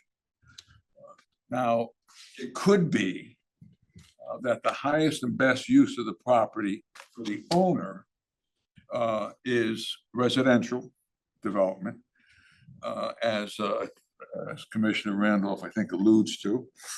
But the highest and best use to the town and to the neighborhood could be something very different. What I mean by that is there could be more impact on a residential development than this proposed portion development, or adverse impact. We believe there is. Now, you could debate in a residential development, which was the thrust, I think, of Mr. Randolph's questions, whether or not the net tax income, if there is a positive income in residential development. And of course, it depends upon the density. For larger, much dense developments, you might see a few dollars left after you take off for educational expenses and for fire and police protection and so forth. But I ask you to remember also with residential development, there is the other issues, traffic, noise, quality of life issues. It's not all dollars and cents. I personally think if you get a moderately dense proposal, you're going to lose money on a residential development. That's my own personal opinion. But in any event, and that's obviously with our proposed development, there's going to be a significant tax increase. That's one issue. And without the traffic and the noise and all the quality of life issues. The building, as we said a few times, is in a design industrial district. Residential uses are not permitted in that district. Turning to the property across the street, which was 2269. If you recall, you had at least, I believe, 3 hearings. I was talking to the owner of the property in question, 2190, and they had the veterinary hospital with the doggy hotel and the public hearings. If you may recall, several of the neighbors came out and said, we wouldn't oppose the dealership. We want the dealership back. We don't want this particular use. So there are differences of opinion, but the point is highest and best use is really beside the point. You have other conditions or standards of approval, and highest and best use isn't by any means one of them. In terms of density, there is a development, and I'm hitting this issue a little bit deeper because I think it's the thrust of Commissioner Randolph's inquiries. The Sunshine Acquisition Group has a pending application, and they're on 2199 Post Road and 29 Fairfield Place. I don't believe it's come before you yet. The property is in a design commercial district, and I have nothing against it. I'm sure it's a great development, but I just want to show you there's a difference of opinion and highest and best and impact on neighborhoods, particularly this neighborhood. That development, as I understand it, is 0.71 acres as opposed to our development, which is 6.2 acres. That development seeks a special permit as opposed to a special exception. They're basically the same. But that development is not allowed in that particular zone without 5 different text amendments that it's my understanding that apply. So you need to pass some text amendments to fit that proposal in. There's 40 residential units. There's a restaurant on the first floor. There's an attached parking garage. The building's 52 feet as opposed to our 34-foot building. The total square footage, including the garage, is 140,000 square feet. Ours on 6.2, less than 1 acre of public access to park. So let's say on 5.2, it's 49,000 square feet. And I would submit that neighborhood impact viewpoint that our development, the portion of Fairfield development, is much less impactful on the neighborhood. In fact, I don't think there's any adverse impact on the neighborhood on that. The owners of 2190 have advised me that there was a pre-application with TG I think was the name, or TGV was the name, and that's mentioned in one of Mr. Randolph's questions. And that proposal was 4 stories, not 2 stories as ours is. It was 90 units of residential, 120,000 square feet. There was a self-storage facility of 165,000 square feet. So that was 285,000 square feet, 261 parking spaces. And I would again submit that something of that size on this property is much more impactful on the neighborhood in question. There was also, we understand from the owners, East Point was a developer who was interested, almost signed a contract, 225 residential units, 350,000 square feet. So it's nice to have housing, to make housing positive. You need density, and this particular neighborhood doesn't want that kind of density. I think that's evident by the fact that there's not too many people in here, if any, residents that actually oppose this application. I may be wrong, maybe there's some people here, but we'll deal with that. And I know there are a few letters that we will have to rebut when the time comes. There was another proposal for an as of right use on this property, a bus terminal. The owners turned it down. There was a national distributor, a developer, I'm sorry, that had specialized in fast food restaurants. And they had 3 particular fast food restaurants that always went on their developments with drive-throughs. And that was rejected by the owners. So, you know, highest and best use, I don't know, really. If you look at it for the owner's standpoint, it's one thing. From a town standpoint, from a neighborhood standpoint, it's an entirely different thing. Now, just turning to my specific responses, and we're not going to go down through the whole thing, but number 1, for example, the question, and it correlates to the number 1 question that Mr. Randolph raised. And unfortunately, we weren't able to print it on the same page with our response. So we had to do it this way. But in any event, Did we get a response? Yeah, that's where I was just gonna, I'm not sure if we got the response. Okay. We had the questions. Yeah, I was just trying to break in. I was just like, I didn't answer any questions. all right. No, that's okay. Rob, you're over. Holding everybody in suspense. I'd be walking home. So this answers each. Now I get it. The questions are not in this. These are the I questions. don't know what he handed you. The first thing should be the questions. First thing I handed out was the questions, Questions. yes. Answer. Drum roll. Do you see there's numbers on the numbers? No, we got it. That's fine. I thought you were taking the position that you weren't answering any of them. I'm not fully sure either. I was about to jump in No, and no. respectfully, in any case. Worthy of a response. There we So go. in any event, some of Mr. Randolph's questions, but they're all numbered. Some of the numbers were out of order, but on his questions, but we did it in order. So the very first one, we point out that the Porsche dealership that's permitted in the design commercial district, even though the building's just in the design industrial by special exception.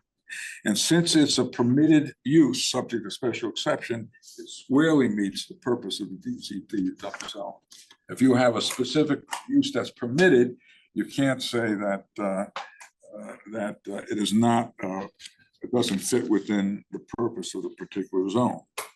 The site, I make another point that the site, and you saw it on our site plan, has on the westerly portion the Martel restaurant, and that westerly portion of the property is where the design commercial zone is. It's about 1/3 of the property. And right in the middle of that design industrial, design commercial zone sits the Martel restaurant.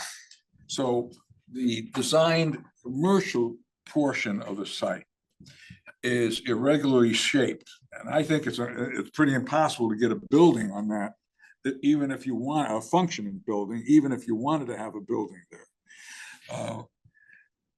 Also, if you had buildings, the more buildings you put in that section, the design commercial section, the more risk you have to certainly the public park that's right there and to the Mill River from an environmental standpoint.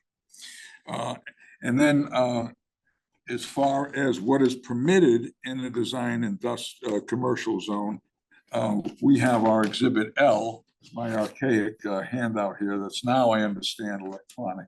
But and I was going to go through that later. The question was what else is permitted in the design commercial district. So that was the answer to the first question. Since these are my questions, can I Go ahead. follow up with it? So you are acknowledging that you need to comply and adhere with the regulations and the intent of a design commercial zone for this property. Is that correct? Versus complying with the intent of the designed industrial district. No, absolutely not. We have to comply with the design industrial regulations, your technical regulations, as well as the design. What I read here is different from what you just said. So right here, you're saying it's permitted in the design, the DCD. So is the intent of this building to comply with the intent of the DCD? I believe so, absolutely. That's my clarification, because you kept referring to the DID and you didn't make reference to the DCD and the What we do intent. here, I think. In your response, you said that, but you didn't say that just now. So the DCD, the intent of the DCD is for the orderly development of the town, Yes. whereas the DID is less concerned with the orderly development of the town because it's concerned with industrial development. So you would acknowledge that this should comply with the DCD. Yeah, I disagree. I think even the design industrial, the special exception conditions of approval or standards of approval has you looking also at orderly development of town. Right, but our regulations have extensive criteria for the DCD, and you're acknowledging that the DCD is the governing set of rules and principles for the orderly development of the town. Is that correct? I'm saying that both zones, design industrial and design commercial, you have to consider the orderly development of town. You have to consider the order, but the DCD has a higher criteria to meet than the DID, does it not? I'm not necessarily in agreement. Because of the special exception, when we go through the special exception criteria, that's one of the criteria in any zone frame. I have a quick Hold question. on, Commissioner. I So, think he answered the question as best as he could have. yeah, I'm not, I'm confused. A special exception is a process to get an approval for a stated type in the district. DCD has a higher criteria to meet the orderly development of the town than a DID does. A DID has a lower criteria, a DCD has a higher criteria because it contemplates uses that are more broadly used. A DID has a narrower use and or more specialized uses. So a DCD, you're acknowledging, is the criteria you're using for us to evaluate whether this complies with the orderly development of the town. Is that correct? I believe, and I'll say it again, I think you could consider the orderly development of the town under both zones. Right, but one has a higher. Now, there are one has- more strict, if you're asking me, are there more strict regulations on a DCD district? There are. Yes, there are. That's what I was trying to clarify. Because Okay. the initial report didn't acknowledge the ID. I'm sorry, the DCD. Good, thank you. Commissioner Braun. Can we possibly put a plan up there so we could see what we're Can referencing? we Like, get the site plan? there was something in the book here that shows the DI and the, Yes, I'm gonna get to that as well, right? That's, yeah, it'd be nice. It doesn't really bisect it, but DCD is closer to the river. oh, it does. It does. Basically, the Pent Road by Mart, oh no. Yeah, if you, I don't know if you have it electronically, if you look at our exhibit, R, That's to in the answer your handout book. question, in our handout, right, I showed on, which is now electronically available to you. I showed on exhibit J, but okay, maybe it's on R also. Well, R shows the zone, so you're asking about Okay, the yeah. R. It's a zoning map. And R shows the property in yellow.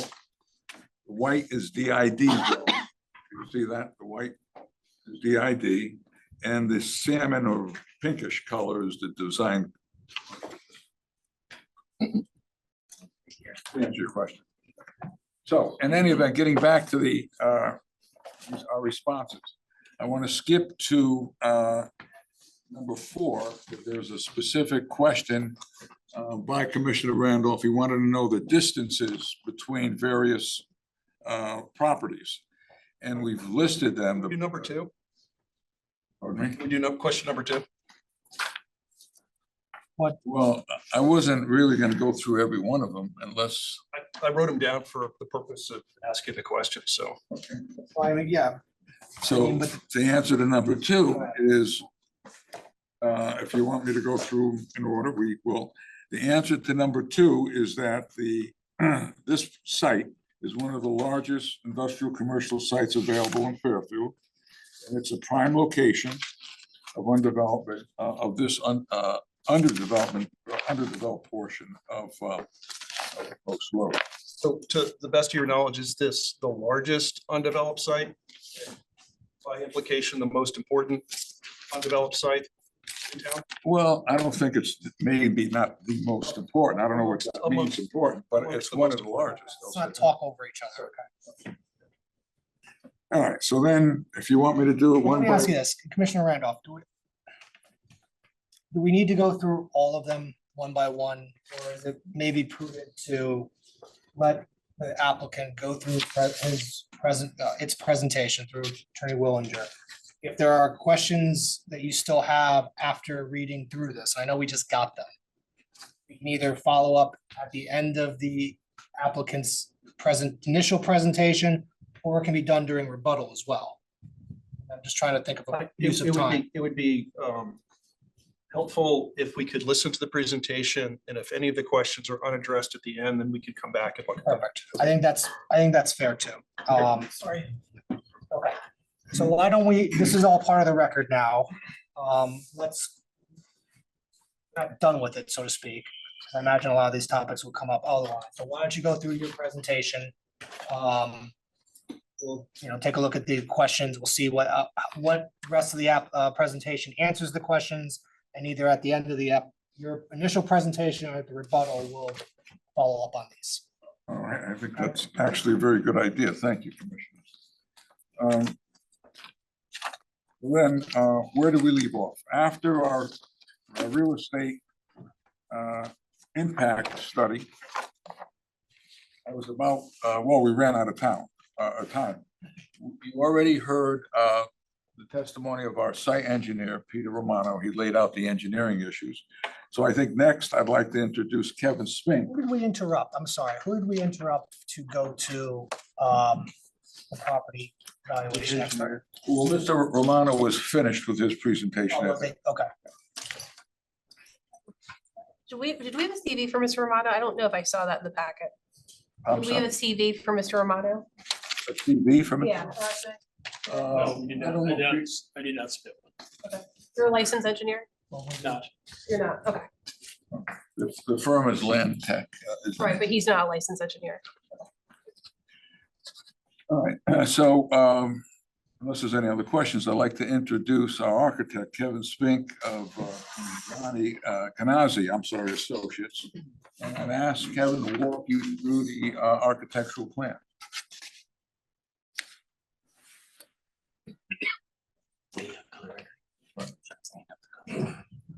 Yeah, I'd like that.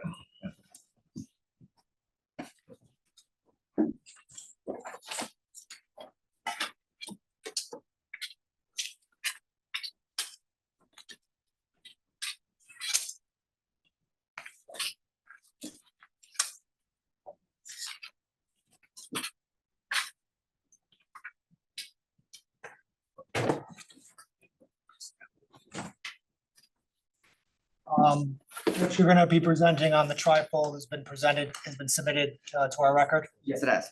Thank you.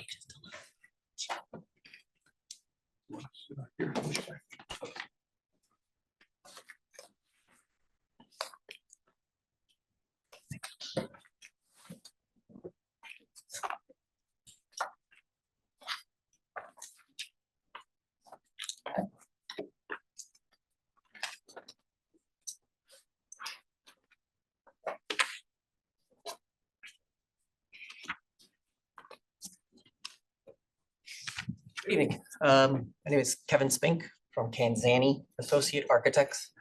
We're located in Fair Lawn, New Jersey. I am a licensed architect in good standing since 2009. Proceeding through the project, first thing about this is considered a new Porsche Generation 5 facility. I know there was questions about the term Generation 5. It is a colloquial term for the project. It is the 5th generation of image design that Porsche has presented. The actual definition, the real name of the image is actually Destination Porsche. That is what they're looking for, that this is a destination location. People are going to it, so they've actually given it the name Destination Porsche. Based on proportions, Porsche's design intent, the architecture is supposed to make the facility recognizable even without a vehicle present or symbol present. But the actual architecture itself should delineate the car. So what they have done is, starting at the entry portal on the building that you can see on our elevation here, the entrance. Yes, sir. Go ahead. The entrance is a cut angled portion that creates a portal, is what they're looking for. They create minimal materials on the exterior. So they use ACM panels, which are the silver panels that run around the outside. All of them are linear in nature, so it actually guides the customer to the entry portal itself. The portal at the front, which is where you enter, has in an open and inviting shape created by these floating lamellas. These are actually ACM panels that float off of the glass and window. There is a separation between the building and those panels. The dynamic impression of these fanned out lamellas actually invites the idea of the rear of the Porsche vehicle itself. And inside of the lamella, running from this point all the way around to the other side of the curve on each one of these, is a red LED strip that shines inward off of the lamella itself, so that it actually creates the image of the brake lights of the vehicle at night. I do have a small detail of the lamella, so you can see how the LED, like us to pass this out. It shows how the LED is actually functioned inside of the lamella, so it actually shines inward. So you do not see the LED strip. It's just a glow that actually is on the panel itself. It creates the image of the entryway.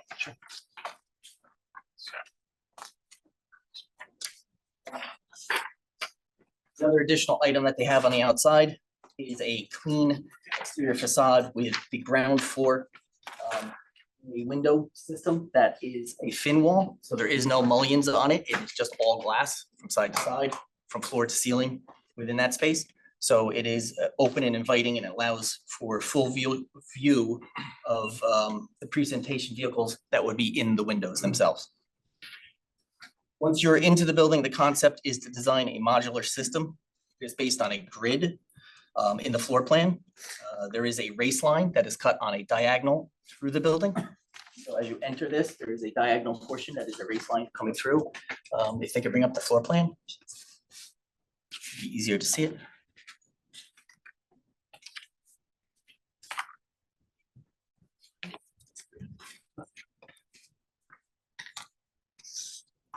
I don't know what page it is, I'm sorry. Oh, no problem. It's not part of the presentation set, right? I believe it was put in there. The architectural plans were supposed to have been put in with the set. Let me see if it's at the end then. Not this one. Could you identify the exhibit? Because I see the outside in Exhibit A of the handout. It's like, are you gonna show us something that's in here somewhere else? I don't know. You put the architectural. I think that's in the master set. Sure. No, I don't have the full plan. We have, The master, we have to get there. Bobby has the plans. It's gonna be towards the end. Thank you, Ms. Harrigan. It's a big file, it's just Sharing. taking a minute. No worries. I'm gonna stop sharing, then I will get there and then I will reshare. I have the drawings actually as plans, because I was afraid that this might not work. I can unroll them and attach them to the board if you'd like to actually see. Why the- don't you get them out? As I.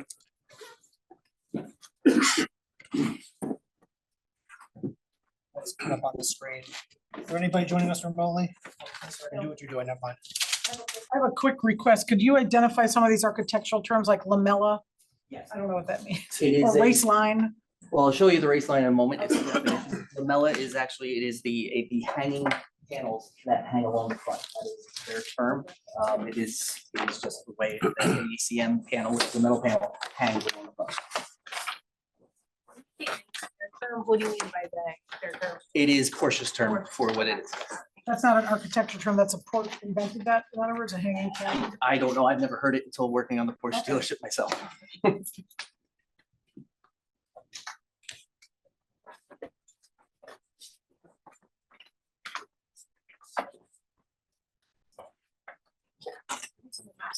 These are the master. Okay. This is my way of doing this, the old fashioned way. This is the way I prefer to do it as well. It's easier to be able to point to it, and show people. Okay, again, the front entrance is the curve, the vestibule as you first walk in. What they consider the race line is this portion right here that cuts through the building. And the building is set up on a grid pattern in both directions and a race line that runs through, which is their main street, their main highway, the race line, what they refer to it as. There will be vehicles parked on that race line. Their main products are parked on the race line. It is a double height space. It goes all the way up through the second floor itself.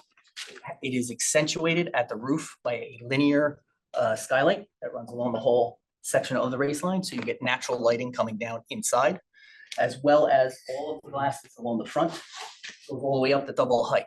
The lamellas hang off of the window themselves. So at night, you actually get a glow coming through those lamellas from the inside, and it accentuates the whole experience as you first walk into the building.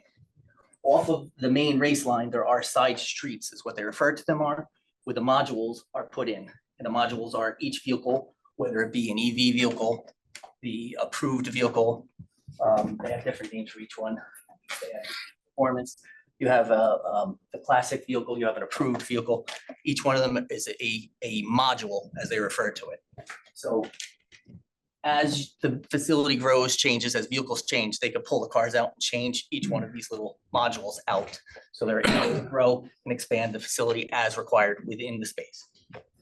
Off of the race lines or off of the side streets are all of the offices, bathrooms, and other functions that are required for the facility, including a owner collection, which is where the new vehicle is delivered to a person when you actually purchase it.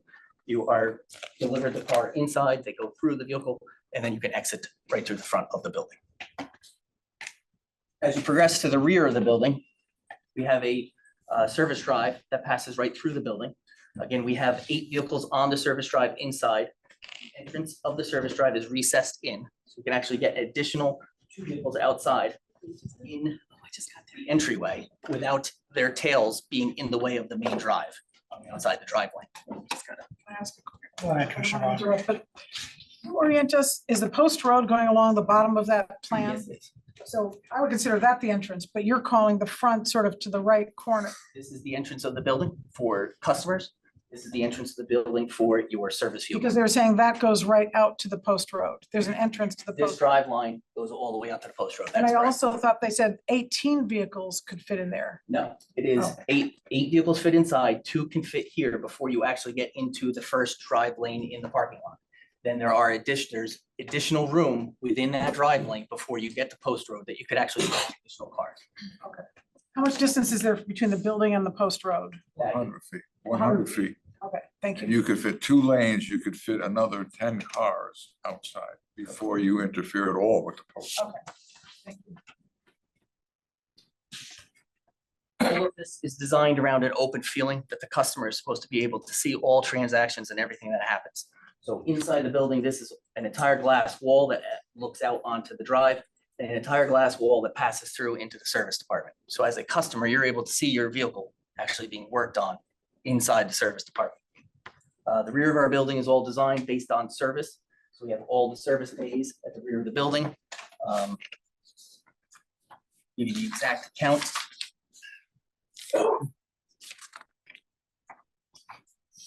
We have consists of 23 total bays. 4 are dedicated for EV. 1 is dedicated as an alignment rack. We also have a parts department, associated areas for techs. So we have the parts department is back here. You have the tech area where the technicians have a lunchroom, break rooms, bathrooms, as well as the EV tool room itself. And at the very far end of the building, we have 5 dedicated detail bays for washing and detailing the vehicles that come in. On the second floor of the building, we have a larger waiting area upstairs with conference rooms, training rooms, training lounges, and an interesting detail that Porsche requires, that the waiting area is all glass on the second floor overlooking the actual service department. So when you're up there, you're actually looking down on the vehicles being worked on, and you can actually see your cars being worked on if you're at the facility during that time. Commissioner Harris. And I'm gonna steal this from Commissioner Randolph. But his question, number 8, pertaining to design. Do you think this is in harmony? I mean, it's very modern. Slick look, glass, aluminum. Do you think that's in harmony with the neighborhood? Yes, I believe the neighborhood has a lot of different things going on. So yes, I do believe it is in harmony. It is an attractive. Sitting immediately adjacent to a very interesting office building that has, I want to say it's 5 stories, over 50 feet tall. The entire roof is made up from what I can see is cellular towers over the entire roof of the building. So yes, I believe that this would be in harmony. There was a wedding cake building. Yes, yeah. Which, I mean, the footprint of that wedding cake, that's interesting. The footprint of that building based on Google Maps or Google Earth, I was looking trying to get a dimensional. The actual footprint of that building is 15,600 square feet. It is a significant sized building. If you're looking at proportionality, and I know that was one of the questions that was brought up, is it in proportion with the neighborhood? I would say yes, and there is a reason why. I know you just look at it and say it's a big building versus the little houses, but our property is 271,000 plus or minus square feet. The average property that is on, make sure I have the right name, First Residential Street back, Overhill Road. Those properties are approximately 60 feet wide by 160 feet deep. So they're about 9,600 square feet. Our property is 28 times the size of those properties. So if you take a house that's on them, which the houses are ranging around 1,800 square feet, and you multiply that times 28, that gets you to 50,400. Our building is right at 50,000 square feet. So I believe we are proportionate for the size of the property to the size of the building, to what the residential area is. There's no flexibility in the design standards with that Porsche has? Unfortunately, there's not. Well, fortunately, depending on how you look. How do you look at it? I don't know if this is a question for you or for Mr. Romano, but I'm curious about, I thought he said, I'm curious about the size of the building and the size of the parking. I thought he said there was 4 acres for each, right? That cannot be accurate, obviously. There's 6 acres total on this site, 6.7 if I'm not. 6.2. 6.2. Is that a more question for the engineering Yeah, department? well, our Okay. building is less than an acre total. It's We about are- like 40. We are 40, the actual The footprint is like footprint, 43,000 or so. 39,500 Oh. square feet is the footprint. Really? I Yes. thought it was in the port, so it's less than. No, the building is 49. We have a second floor, that adds up square footage. Our first floor is 39,500. We are 14.8% covered. I got a different number, like 43,000 and then 49,000, including the whole building. But okay, it doesn't matter. So the footprint is 39,500. Do you know what the parking lot area is, or is that a question for them?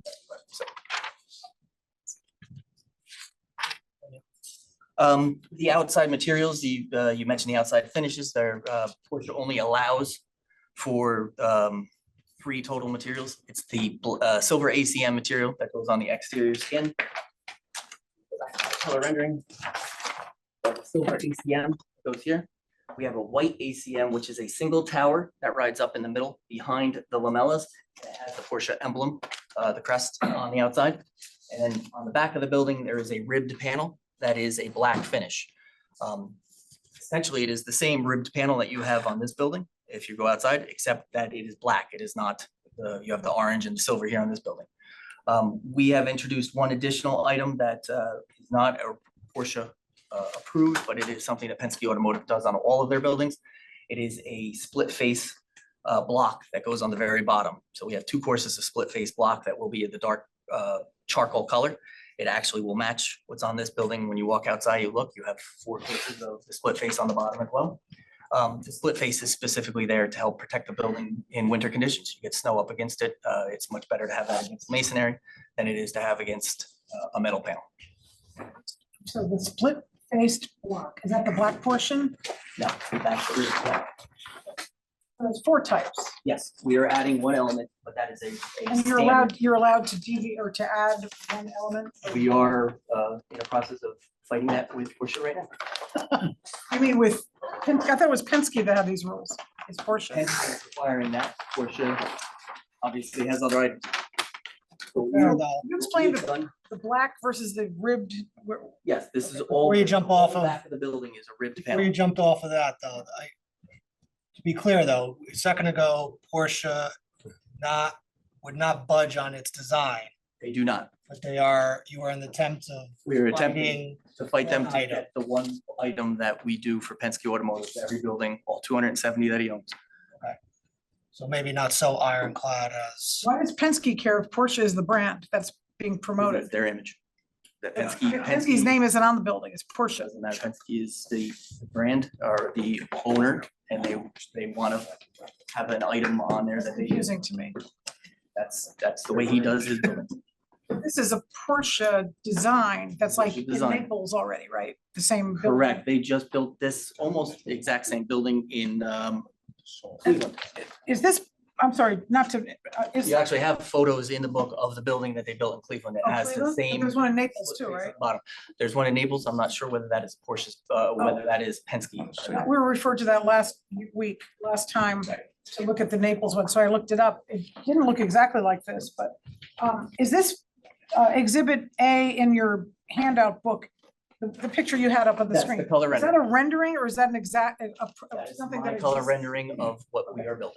That is not what exists somewhere else. That's a rendering of what this will look like on the corner, That is correct. corner of the east end of the building on the post road. That is correct.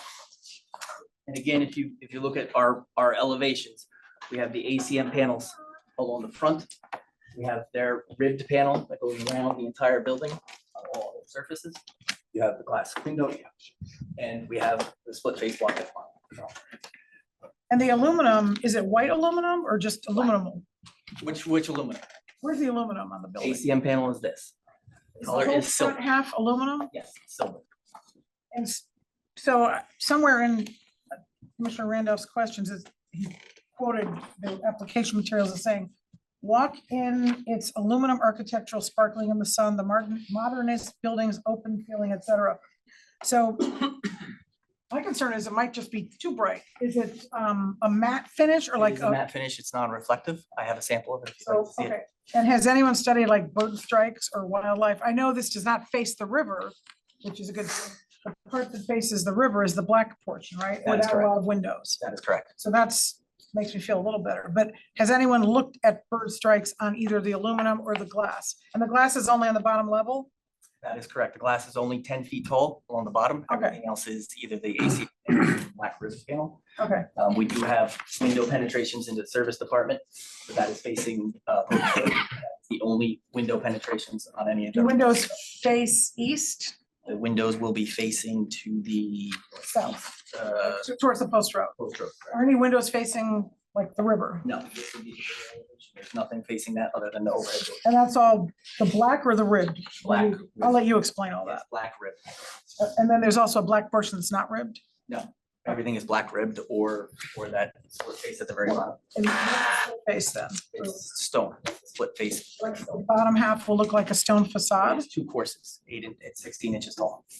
Is it like a stone wall looking thing, like a Yeah. stone? It's just like this building. When you walk outside, you see this building has a split face veneer on the bottom of it. Okay, and is that for aesthetics or is that for a functionality?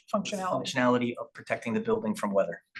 And on that point, I'd like to introduce our Vice President of Operations, Steve Capasso. Who's gonna I like the idea of a stone wall. It looks more natural than, There's a reason for it, and that's what they're trying to negotiate with the manufacturer. Steve, could you address this point? I can't believe Penske is overruling Porsche on design. Not, that's the point. They're negotiating that. How are you? My name is Stephen Capasso. I work for Penske Automotive Group. I run the, Sorry. that's okay, no.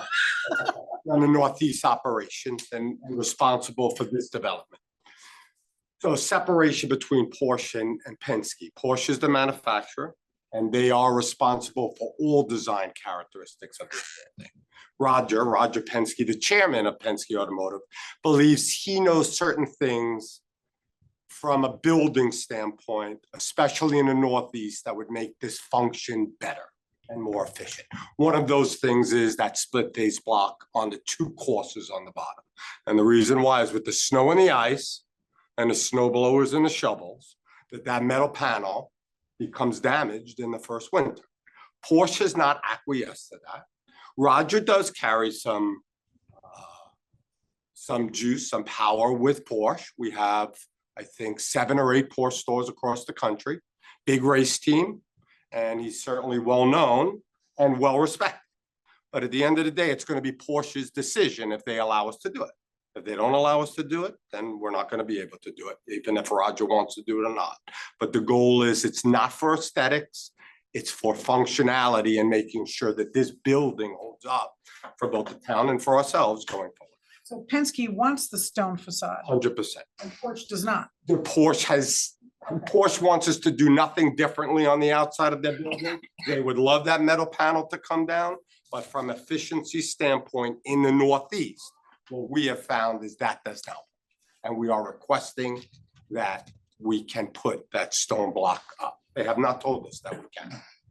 I guess I don't know what the stone block, is there a rendering of that or just look outside? No, and we certainly can get a rendering for you, but it's the same split face block that you would see on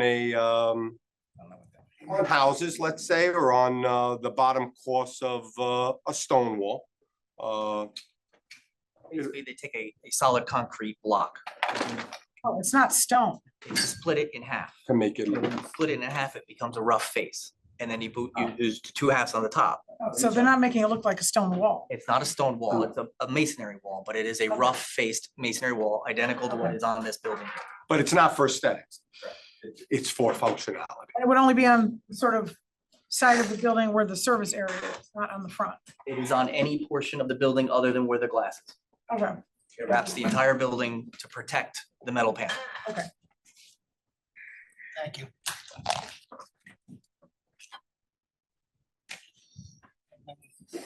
I do have little samples of each one of these materials if you want to see the material itself. Other than the split face, I have the rib panel, I have the ACM, so you can see that it's not reflective. Sure.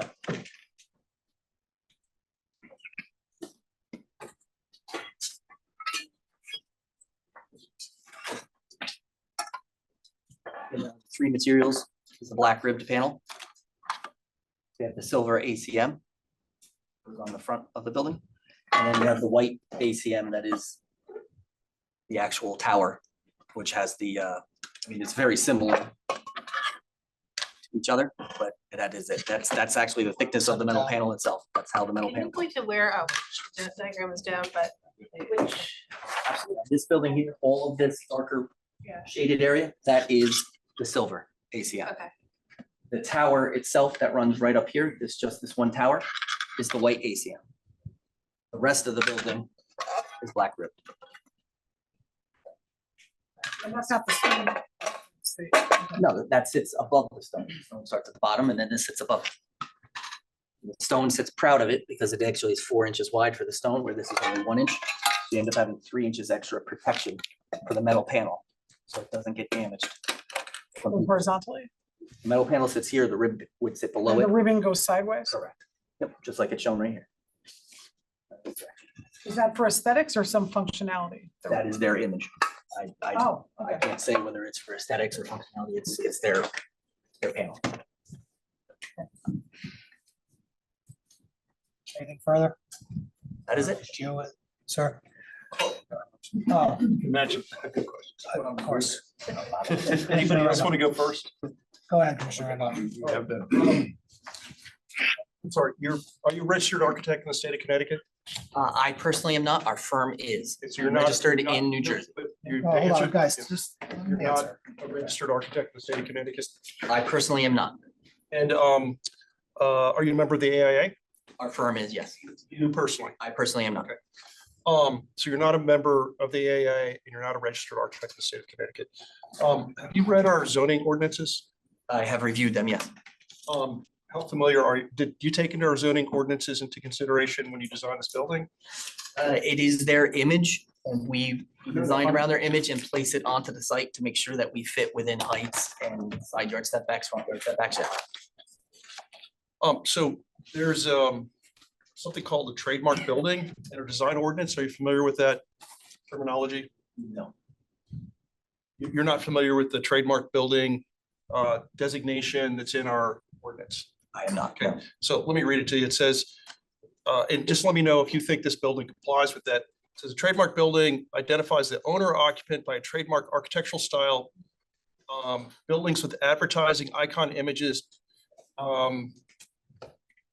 separated one-story building setback from the street and surrounded by parking lots. What Does that- section is that? It's section 10. 10O. Does your building, and I read that quickly, would you like me to read it again?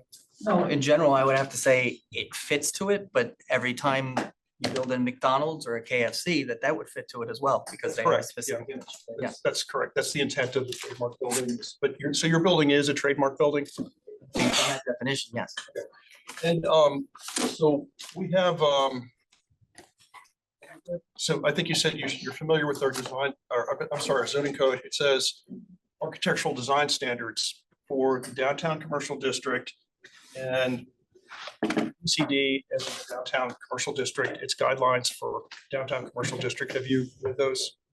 I have reviewed them, yes. And when you know you had guidance, you stated you had guidance. Were any of the architectural design standards given any consideration when you designed this building? Mr. Randolph, those design criteria are for buildings in the design commercial district. This building is in the design industrial district, so they're really irrelevant to your regulations that you're citing. I understand that's your opinion that they're irrelevant, but they should, I'm asking if they're not the guidance, but I'm asking if they were considered at all. Why would they be considered if they're not in the zone? Because our responsibility is for the orderly development of the town. What does that have to do with orderly Well, development? listen, I understand. Stop. Listen, I think it's been pretty clear that the design is not from him or for them, it's from Porsche. So at the very least, that's been pretty clear. The design's from Porsche. It's set in stone except for the stone wall, potentially. But Split face block. yeah, so I mean, my pun at least. So I mean, to the extent that we're considering any architectural standards or characteristics from anybody, kind of, I guess, defeats the initial testimony that it's from Porsche. So what it was considered or not, Porsche's, we're told that Porsche's design standards are what we're working with here. Sure. So you're an architect. I'm an architect too. In your opinion, is the design of the Porsche dealer in harmony with the surrounding neighborhood? In harmony. Again, I believe it is based on the different types of buildings that run up and down that section of Post Road. I believe that ours is. So 10 Sasko Road, 1 Sasko Road. Are you familiar with those buildings? That's the Gambrel style building on the corner of Tasco. 2 buildings on the corner, yeah. Yes. Yep, What one style? is set with a parking lot right in the front and the other one has a parking lot wrapping around it. Did you say that your building is consistent in architectural style with those? Architectural style with those? No, I do not. Okay. So it's not consistent.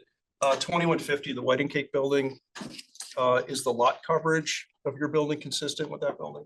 No, ours is significantly less. So the massing of your building is inconsistent with the massing of that building, correct?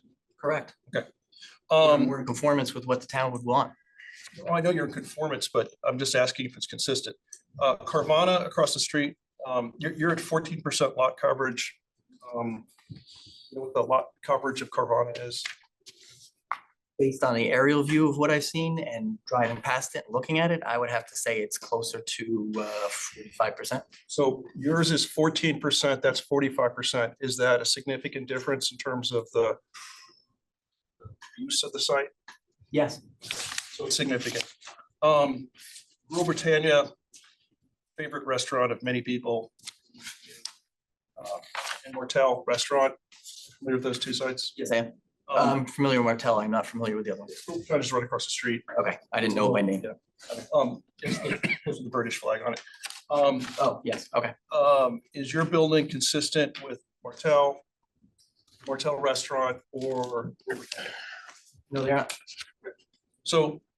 But the question then would become, are any of those consistent with each other? The answer is no.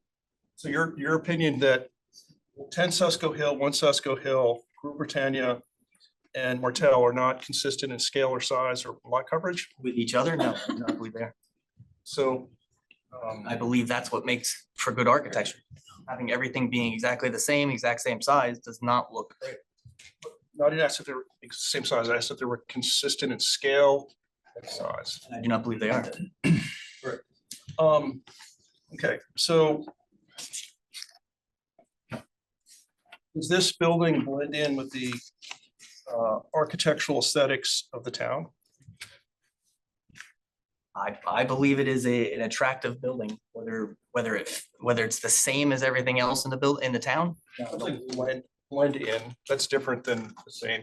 Yeah, I would say yes. I believe it would blend in. So the diversity makes it better. So, for example, the buildings on the Post Road in our town, you think this blends in with the buildings on the Post Road downtown? I think it will, yes. Okay. Have you been downtown? Yes, I have. Downtown, you've been to downtown Fairfield. Mr. Chairman. I just want to make sure he understands the question. Just a minute, Mr. Chairman, I've got to say, I've been doing this for 52 years. And this gentleman, this commissioner is cross-examining these witnesses in an arbitrary and actually a lot of it is in a sense misleading these questions. And we're not going to sit here and be crucified by these types of questions. If you have some reasonable questions that you want to ask in a reasonable way and let us answer them, that's one thing. But you're not being fair to us, and you're just picking and choosing these questions, which frankly, when I get finished with my presentation, I'm going to show that they're irrelevant, this line of questions, to your standards of approval. In the meantime, we have to sit here and it's not fair to us, your line of questions. Let's be very clear and fair. I mean, it's no doubt that the Porsche building is a more modern building and catches at least this commission's eye as to whether we see this in our area, suitability, architectural suitability. You may disagree, and that's fine, but I think his questioning, at least absent tone maybe, but I think his questioning with respect to whether the architecture fits into the area, extending it even maybe downtown, is not too far astray that you should just ask the question and answer it. Now, again, maybe tone, if I just pull it back a little bit, but I don't think anything he's asked so far is so out of bounds. And this is me after the last one, at least, respectfully telling other commissioners that I thought some of their points were arbitrary. So I mean, I'm not afraid to say one way or the other. I respect your opinion. I know where you're coming from, and I'm not surprised and it doesn't upset me that what you've said either. But I think the best course of action is let him answer, let Commissioner Randolph, he's asking questions. Yes, again, I don't think, is it cross-examining? I don't know. It's examining at the very least. So. Like cross-examination to me. Well, if it goes by. My point, what's misleading though about it is your regulations talk about orderly development. That doesn't mean that every building has to be the same style or size. I think that's a fair point. But I don't think it's unreasonable for him, though, to go down the route of whether this design fits the harmony, fits the architectural scheme of the area. So you may disagree about what the points that he's driving at, but I don't think that they're out of bounds, is my point. And I understand, listen, whether I agree with where the position he's taken is for another matter too.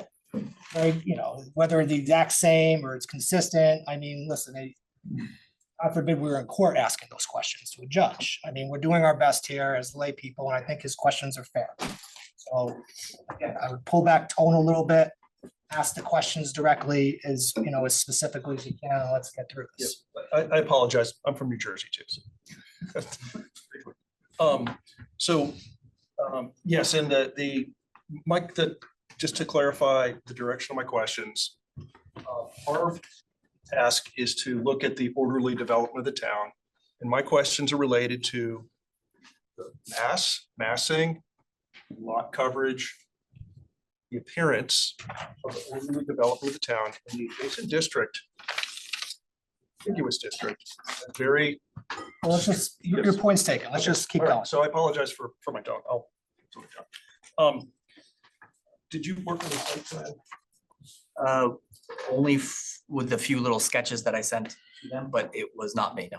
And so this is going to be a LEED certified building? It will not, no. Oh, I thought that was it did say it was going to be LEED in the. It will not be a LEED. This building will not be a LEED. It's not a requirement for this facility. Okay, it did say that in the written documentation, but it's not going to be LEED.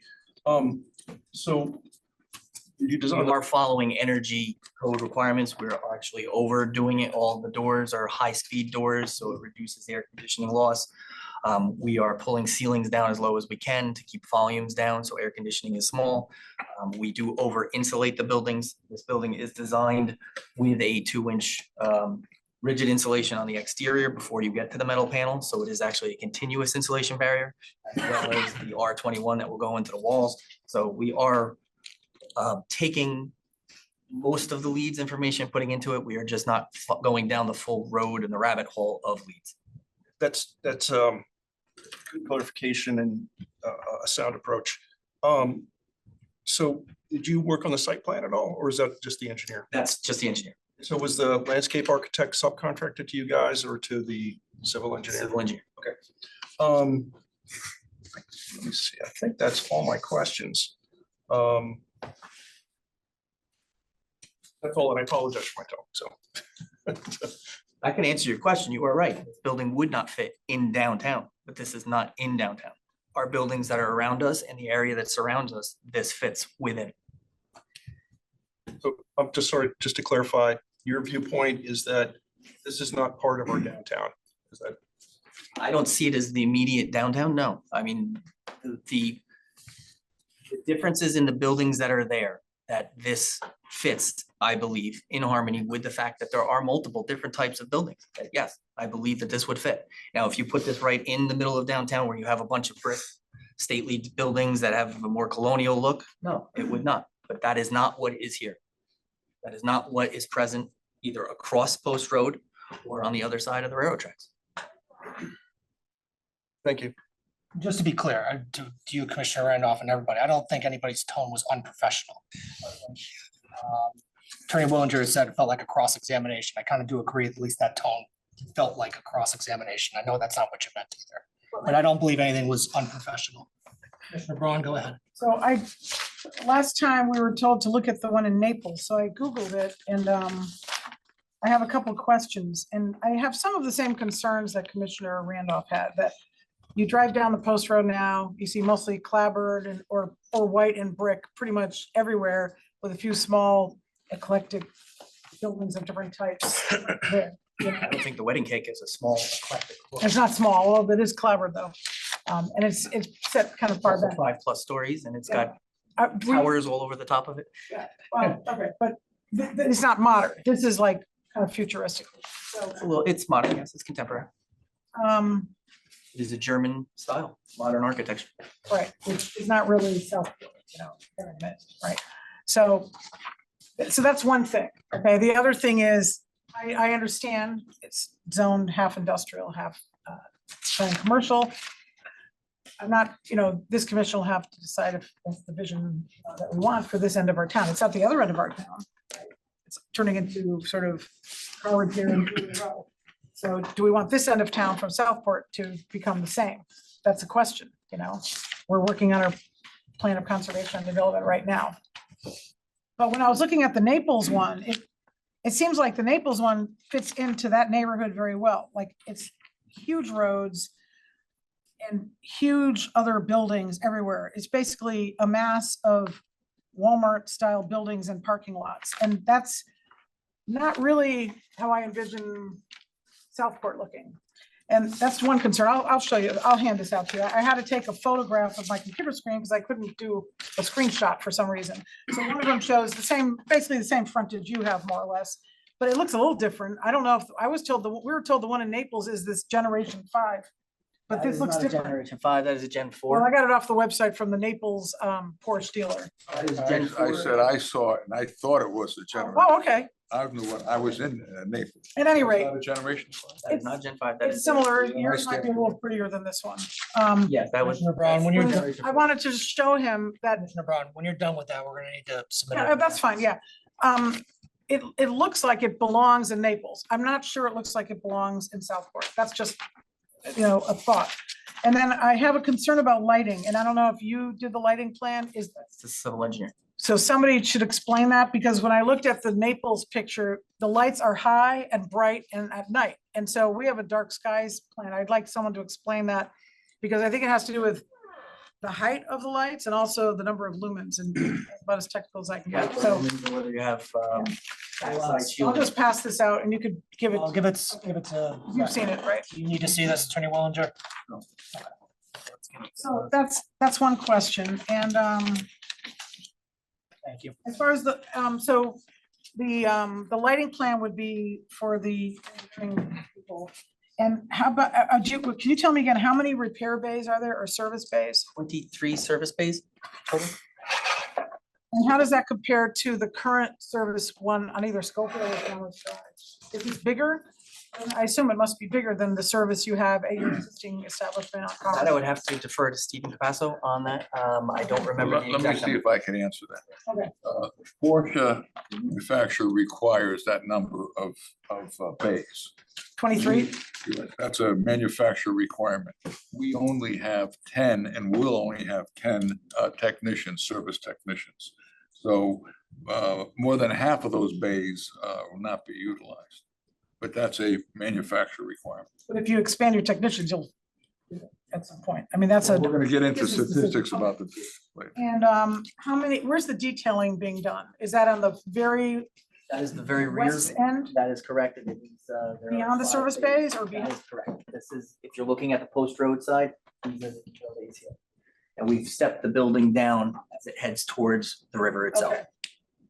And where does the building end in relation to Martell's? It ends before you get to Martell's. building, Yes. right? Okay. Okay, and how many do you have detailed bays? 5 detail bays. So 5 detail bays.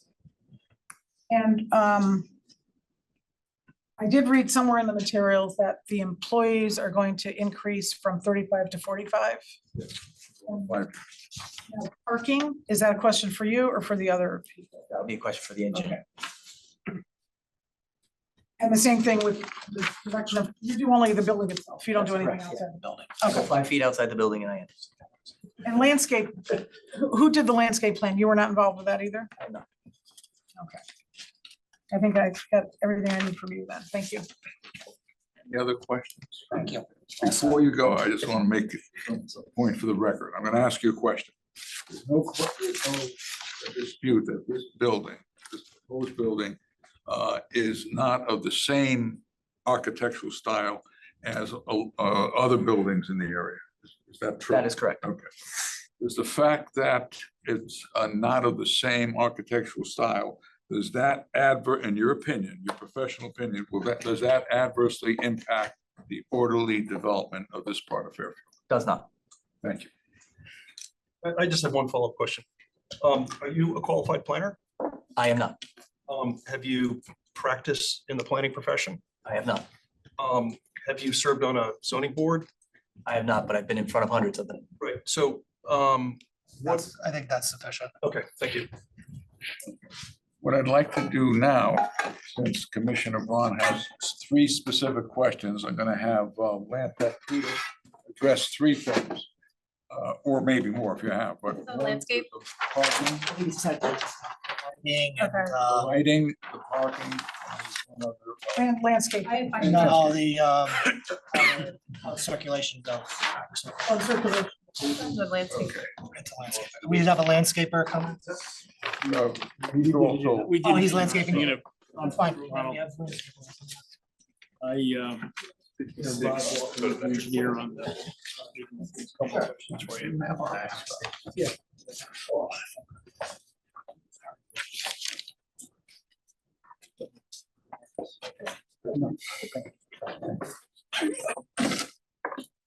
Good evening, my name is Robert Walker. I'm a professional engineer at Land Tech. So to start with the question about the lighting, Lena, I believe, is pulling up the plan now, and it's got our. Thank you, Ms. Harrigan.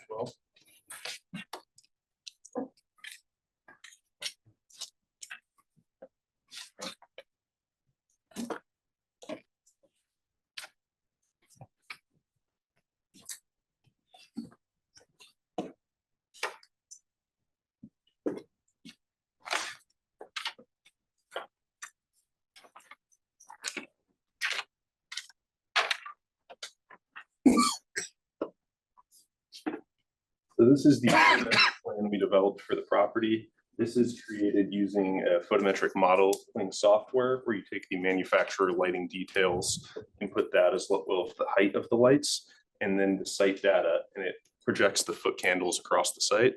This was created in review with the town's dark sky requirements to have 0 foot candles at the property line, fully cut off fixtures were used. So we are in conformance with those dark sky requirements. Can you explain lumens and foot candles and the height of the light, just so I understand it better? Because that one looked very bright.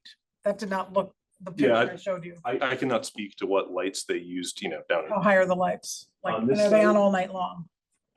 The timing of the lights is not something that's considered in this. That would be an operations question for the owner.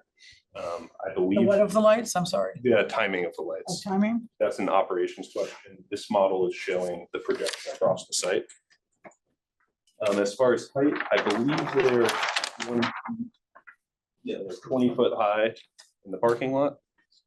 And then as far as the specific fixtures used, we have the details here, showing specific models, that information. I don't know if there's anything particular you want to know. I'm not technical, so maybe you could explain lumens and foot candles and how it complies with dark skies. Yeah, so foot candles is 1 foot candle is the light of a single candle as measured from a foot away. So that's what the unit is. Okay.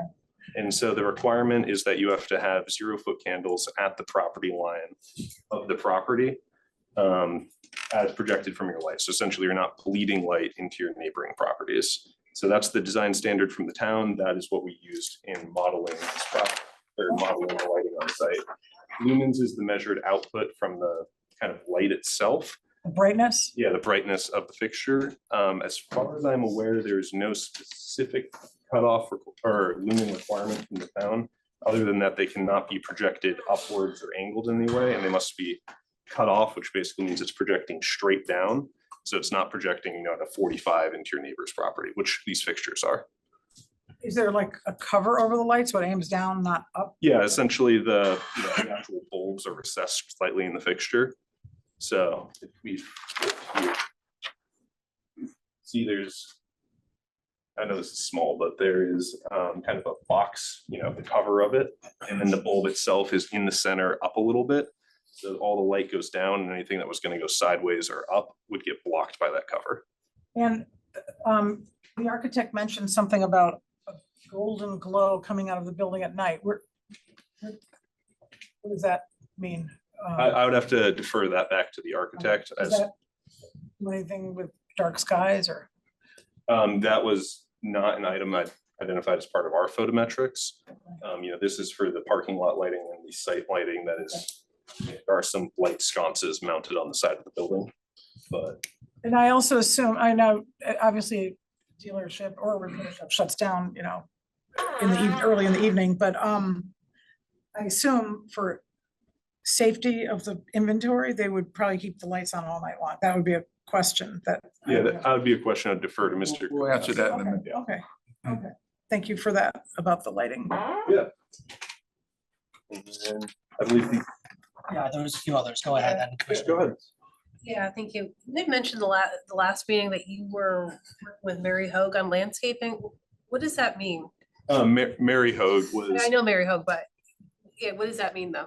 Yeah, so she came to our Harbor Commission meeting, expressed interest in the project and us using native plants. She shared with me a draft conservation like resolution for a native plant policy that's not yet been accepted. But I reviewed that with her over email. I shared her our landscape plan with her in advance, and she provided some suggestions on additional native planting. So that was, you know. That list is in our packet, the list of suggested plantings, Mary? I don't believe so. It was, Okay. Can we get those? yeah, I can send you the email chain between her Thank you. and I'm trying to remember if it was, I don't know if she sent us a list. I did have a phone call conversation with her at one point, which we were discussing the plan. So I don't believe she emailed me, you know, a specific list of plantings, but it was discussed with her. I can send you the date of that. Yeah, I'm just Required. curious. I wasn't sure what the status of the landscape plan was. It wasn't very clear to me. Yeah. And that's discussed with conservation. Yeah, and then, so.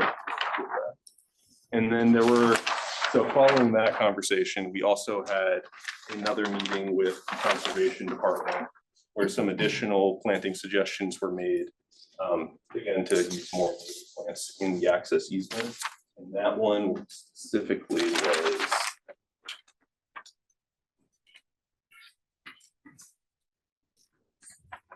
Use an eastern red cedar as opposed to before we had a black spruce. In conservation's experience, they do better in coastal environments and have succeeded in the town before. So those were some of the changes you saw come through right before the last hearing. Yeah, so it would be possible just to see what the relevant plantings are. I'd like to see. I mean, I'd like to, again, the plan hasn't been cleared to me relative to landscaping, so. Yeah, I mean, so we have our landscaping plan here as far as like specific plantings. Do you want just a rundown of species? Can we stick to lighting? Hold on, well, Yeah. Went from lighting to landscaping. well, I thought we were done I with. thought I had the floor, I'm sorry. I'm not done with light. I got questions on lighting. I can stop asking about landscaping if. Hold want me on, to go in hold on, order? hold on. I have another question about landscape. I thought we were done with lighting, which is why we moved on. Questions on lighting. We shifted to landscaping. No, I get that, but, all right, let's finish with lighting so we can move things. Okay. Yeah. I'll take the policy. Because I thought there was a bunch of others about parking and ingress too. Jumping around a bit, so let's. I thought you had given me the floor for landscaping, sorry if I. No, it was to questions and then Yeah, I don't know what okay. the question is, so that's, which is fine. Let's get finished with Yeah, lighting. so let's, are the, are the fixtures on the building in your remit, or is that the architect? So on ours, we include some light sconces along the back of the building. Those would be at a 12-foot height. As far as the kind of back glow, that is not included in our lighting set. Are the lights on the building full cutoff? They are. Okay. And then I'm looking at your lighting plan. I see that the lighting dims, and I could give you the drawing number here. It's this drawing L2. Yeah, so I see that, you know, within that 100-foot boundary of the Mill River, there's still lighting. Did you, and this is not my area of expertise, are there any special considerations given to birds at night to basically reduce the lighting adjacent to that sensitive area? Is that a consideration? So we didn't provide any lights inside of the public access easement itself, like that walkway there is not directly lit. There may be some light bleed from the adjacent parking lot into that area. Just looking at the dotted line here, and I see that there's still lighting. The lighting goes up to the curb, but I think it might be useful to consult an environmental, someone with environmental expertise on your staff who would recommend to perhaps lower lighting levels, proximity to the sensitive environmental area?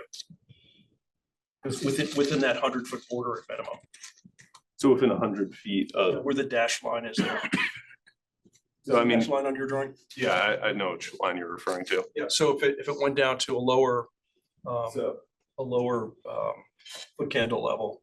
so I will say, you know, in the public access easement itself, we do have a lower level of lighting. There's Saw no, that, yeah. there's no direct lighting there. Yeah. Inside that 100-foot, there is still some, you know, parking area that does have security concerns and some of those other items.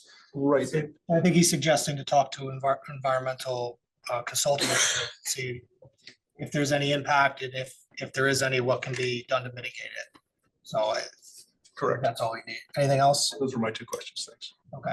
Any other for lighting? I'm just gonna. Lighting. Yeah, lighting. I was gonna point out that when I drive by there, I see egrets and I know birds of prey, there's a resurgence of them along Mill River. And, you know, osprey, I've seen bald eagle. So you don't want to do anything that could affect, you know, not just them, but any wildlife ability to coexist. Because the bulkhead ends and then there's sort of like a natural area and I see birds down there all the time. I don't know where the lighting goes, but I would be concerned if it at night bleeding over into that area. Or like right now it's dark, obviously. Yeah, understood. That's okay. That's the question. And this actually might be a question for Jim. The open space area, does that close at a certain time automatically? Sorry, I couldn't hear that. The open space area, will the public have access to that after a certain period of time? I Or believe easement is for only daylight hours. It does. I'll have it was submitted last time, but I think it ends at dusk. Okay, That's true, that too. that makes sense, that makes sense. And then I just had one other question. It sounds like there is flexibility in the lighting that can go around the parking lot or around the building. And so I'm wondering if the same is true for the actual building itself, or if that is part of the design that Porsche is requiring. Are you talking about The lighting that's going, the red lighting and, yeah, I would have to defer that question to the attorney architect. okay. We'll answer that in a minute. Any questions with him for lighting? Now, there were earlier, before we talked about landscaping, we had two other questions about parking and about traversing the site in a car. And so, should we go to those first, or can we do you want to do landscape? I'm feeling landscape is going to take a little longer. I have a follow-up on her landscaping question. Okay, how's the parking? Do we need parking requirements? Yes, we do meet parking requirements. Can you just quickly show, as far as exiting and entering and exiting sites? Yeah. Where the traffic would go. We already talked about stuff, coming in and not parking in the road, but backing into that raceway area where the 10 cars. Yeah.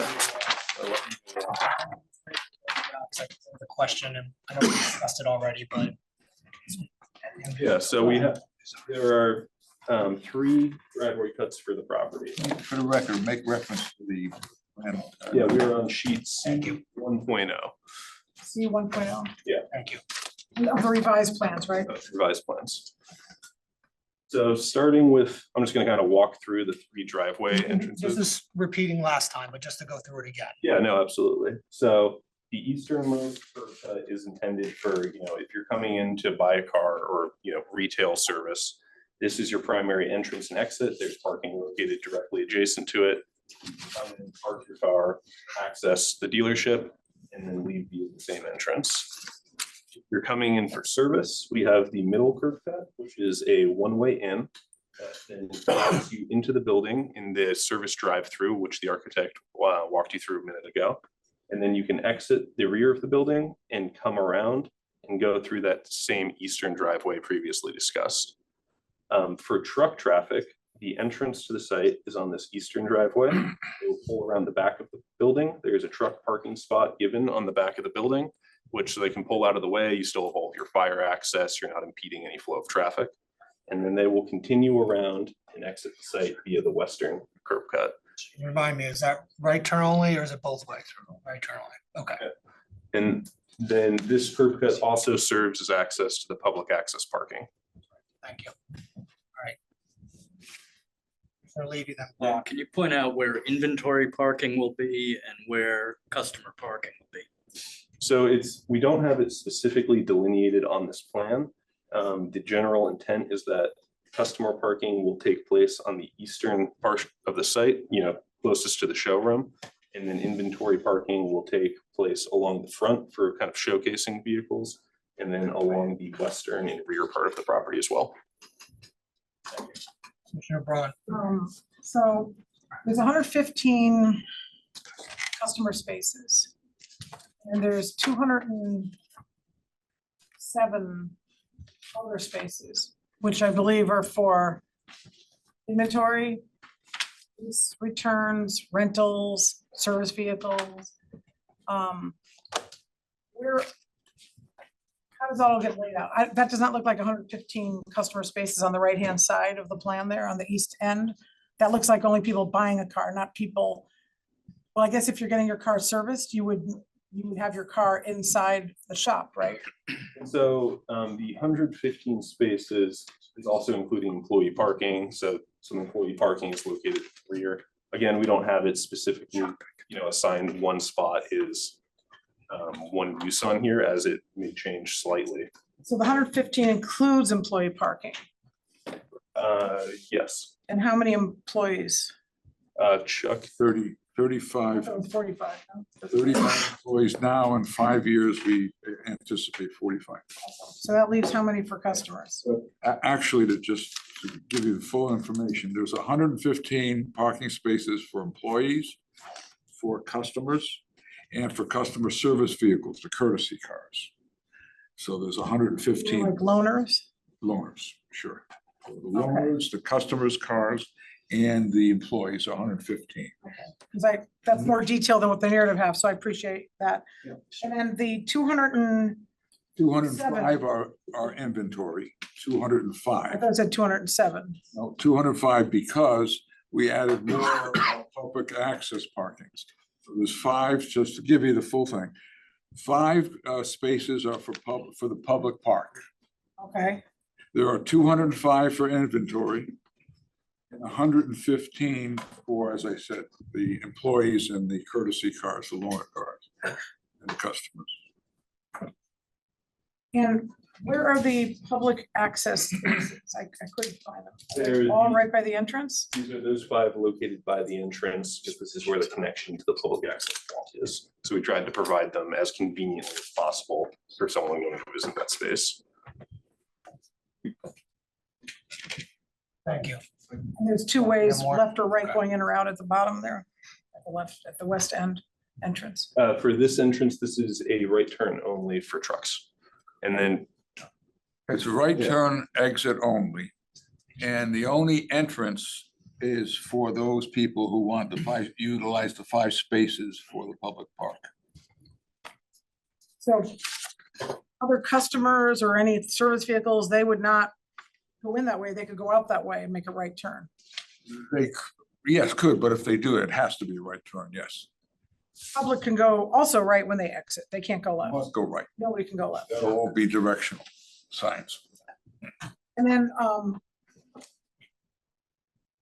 okay, you're not talking about landscaping yet, so. Commissioner Randolph. So are we talking about parking now and site plan? Yes, Okay, not landscape? we're going to landscape next. Okay, good. So for parking, how was the number of parking spaces determined? So Program? yeah, we did a traffic study for this, and as part of that, they calculated a recommended parking, which we were meeting. We haven't had our, obviously, traffic consultant present yet, so he can provide greater detail on how that number was arrived at. But was the parking an operational decision, or did you essentially max the site out? No, it's an operation. Operational, definitely. Oh, so how did you determine, you've got that 100-foot setback line indicated on the plan. Why did you put parking in the 100-foot setback line? Chuck, I don't know if you want to take that or Well, first of all, parking can be in that setback.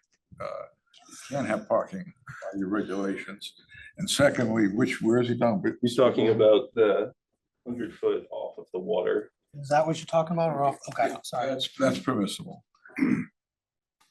And what was the other question? Well, it's permissible, but was consideration to using the shoreline, which is a requirement, considered to expand the width of that park area?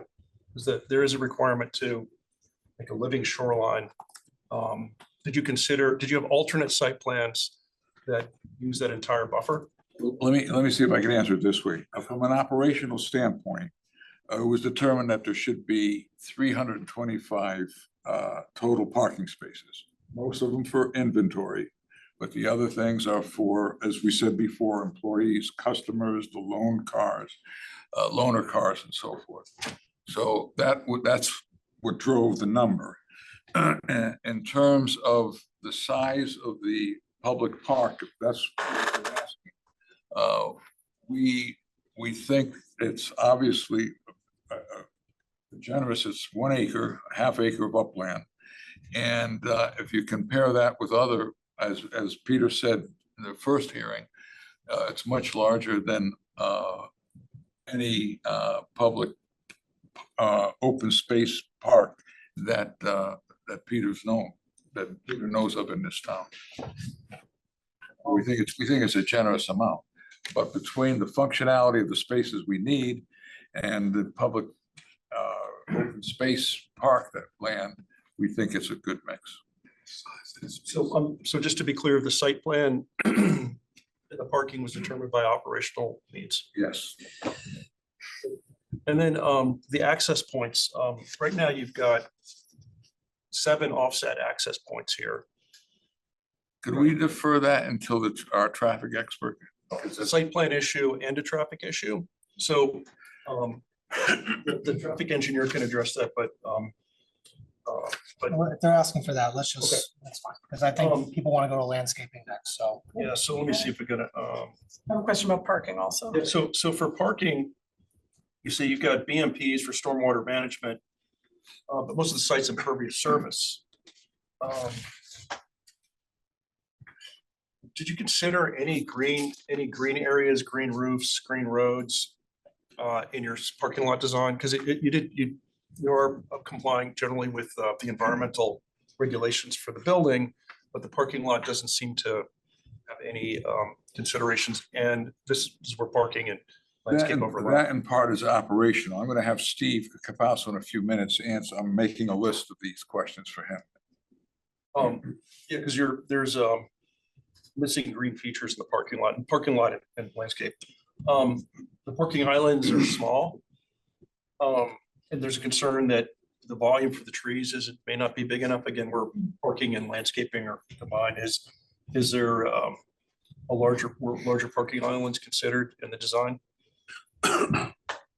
So the parking islands are generally a typical stall space, which is, when you're laying out a parking lot, I believe your code is for every 10 stalls, 1 parking island must be required. I do not know off the top of my head if there was a minimum dimension per your code, but if there was, I'm sure we. Yeah, I guess I'm asking about best practice, not necessarily code compliance, to make sure the volume for the trees is sufficient for the the area compared to other car dealers does have a higher ratio of parking than other locations that I've seen. Let's see, so egress, we'll talk about that separately. The fence, that's landscaping. We'll come back to the fence with landscaping. That's all I have. Can you tell me the impervious or the size of the parking lot? I thought the prior person from last time told us it was 4 acres, but I either heard wrong or he said it wrong. It can't be 4 acres for the parking lot, or maybe it is, I don't know. So the total impervious area for the site is, I did write this down, so I heard you ask it earlier. The total impervious area is 4.25 acres. That includes the building. So when the building is subtracted out from that, you get roughly 3.3 acres of impervious area, including all the parking lot, all of your sidewalks, and other impervious surfaces. And what's the, located. do you have square footage for that, or I could do the conversion, but I don't have it what's off the the top of my head. percent of impervious surface then of the total site? And I know you're including water as part of your property line, but I don't know what the 6.2 acres, does that include That is the half an total, acre in the water or not? that is the total property area as defined by our survey. So that does include the area in the water. Includes half an acre in the water, You have the number? Yep. Okay, yeah. approximately, that's Yeah, just. what I guess. approximately. So, what's your approximate impervious surface, percent, would you say? After development, So I mean, it would be 4.25 divided by 6.2. I don't have, or 6.15, 6 point, if you're subtracting out the water, then you it's can't include water. You can't fill it with water. I would say land. still part of the property as defined by the survey. Okay, when you're talking about impervious surface. No, I understand your point, but I don't have He told you it's a half acre for the line. You take that out. 68%. I mean, just from the rough percentage Pete just ran, it's about 68%. And what, honestly, it looks like a lot more. What is not impervious surface? So you're calling the public easement not impervious surface, but I guess I should look at the portion that's on, so obviously the public, you're including public easement in that, obviously, yeah. Yes, correct. Okay, so, yeah, from the fence over, like, the fence is kind of like a distinction line between your project and the town easement, right? So everything's different on either side of the fence, right? The right side of the fence is your operation, the left side is public access easement. Do you know the percentage of impervious on your side of the fence? I do not know that number off the top of my Because head. that would be, if it's 6.2 acres and about 9/10 of an acre is either underwater or on the easement side, then that would make it like 5.3 acres or so, of which 4.25 is impervious, right? So the 4.25 is for the total site. That includes the public access easement, which has the Which has walkway. sidewalk. Yeah, so there are some other considerations in there. Would it be possible to get the number for the operational side, just so we have that delineation, because they really are two projects. They're completely different purposes, different everything. Would it be possible to get the impervious surface from the fence to the east? It would, I mean, obviously not instantly. No, but no, that's no, something we could do back for in the next time, that'd office, be yeah. great. And then as far as the parking, so the tree, I guess trees would be in the landscape, but those islands are where the trees go, those. Yes, I'll flip to And the, I have thought you said last time that trees would not go where the inventory is. Is that because you don't want trees affecting inventory? Because inventory is kind of scattered throughout the whole site, right? so there is trees scattered throughout the parking lot. The tree species were specifically selected to be compatible with the inventory parking. We chose trees that drop small leaves, don't drop any berries or things like And that. what are the species? We have the full list up here in the parking area. It's primarily honey locust And what? and little leaf lindens. You're looking at L-1.0. Yeah, dash 1.0. So when you were talking before about working with Mary Hoag, who's on the sustainability task force, you're talking about what's the easement portion, right? Specifically in the easement portion was Is where she working with you on the rest of it to make it more natural or no? we shared the entire site plan with her. In my discussions with her, it was mainly focused on areas in the easement. If there's suggestions they had on the rest of the site, we're willing to listen to them, but we haven't gotten any so far. And do you have the 1 tree per 10 spaces, or is it reduced because you're not gonna put as many where the inventory is? Yeah, we do have 1 tree per 10 spaces. Throughout 325 spaces, Yeah, yeah, so we have in the parking lot area, I believe it's, 32 trees. I think we're actually 1 or 2 over. Okay. And again, it's hard to point out what portion is customer and what portion is inventory, but I guess is there one diagram that shows that? And it might be nice to see that, maybe not right this minute, just that's a question I have. And then, Why don't we, at this point, since there's several questions that Steve also. sure, Let's have him answer some questions. Let's turn to landscaping. Other questions?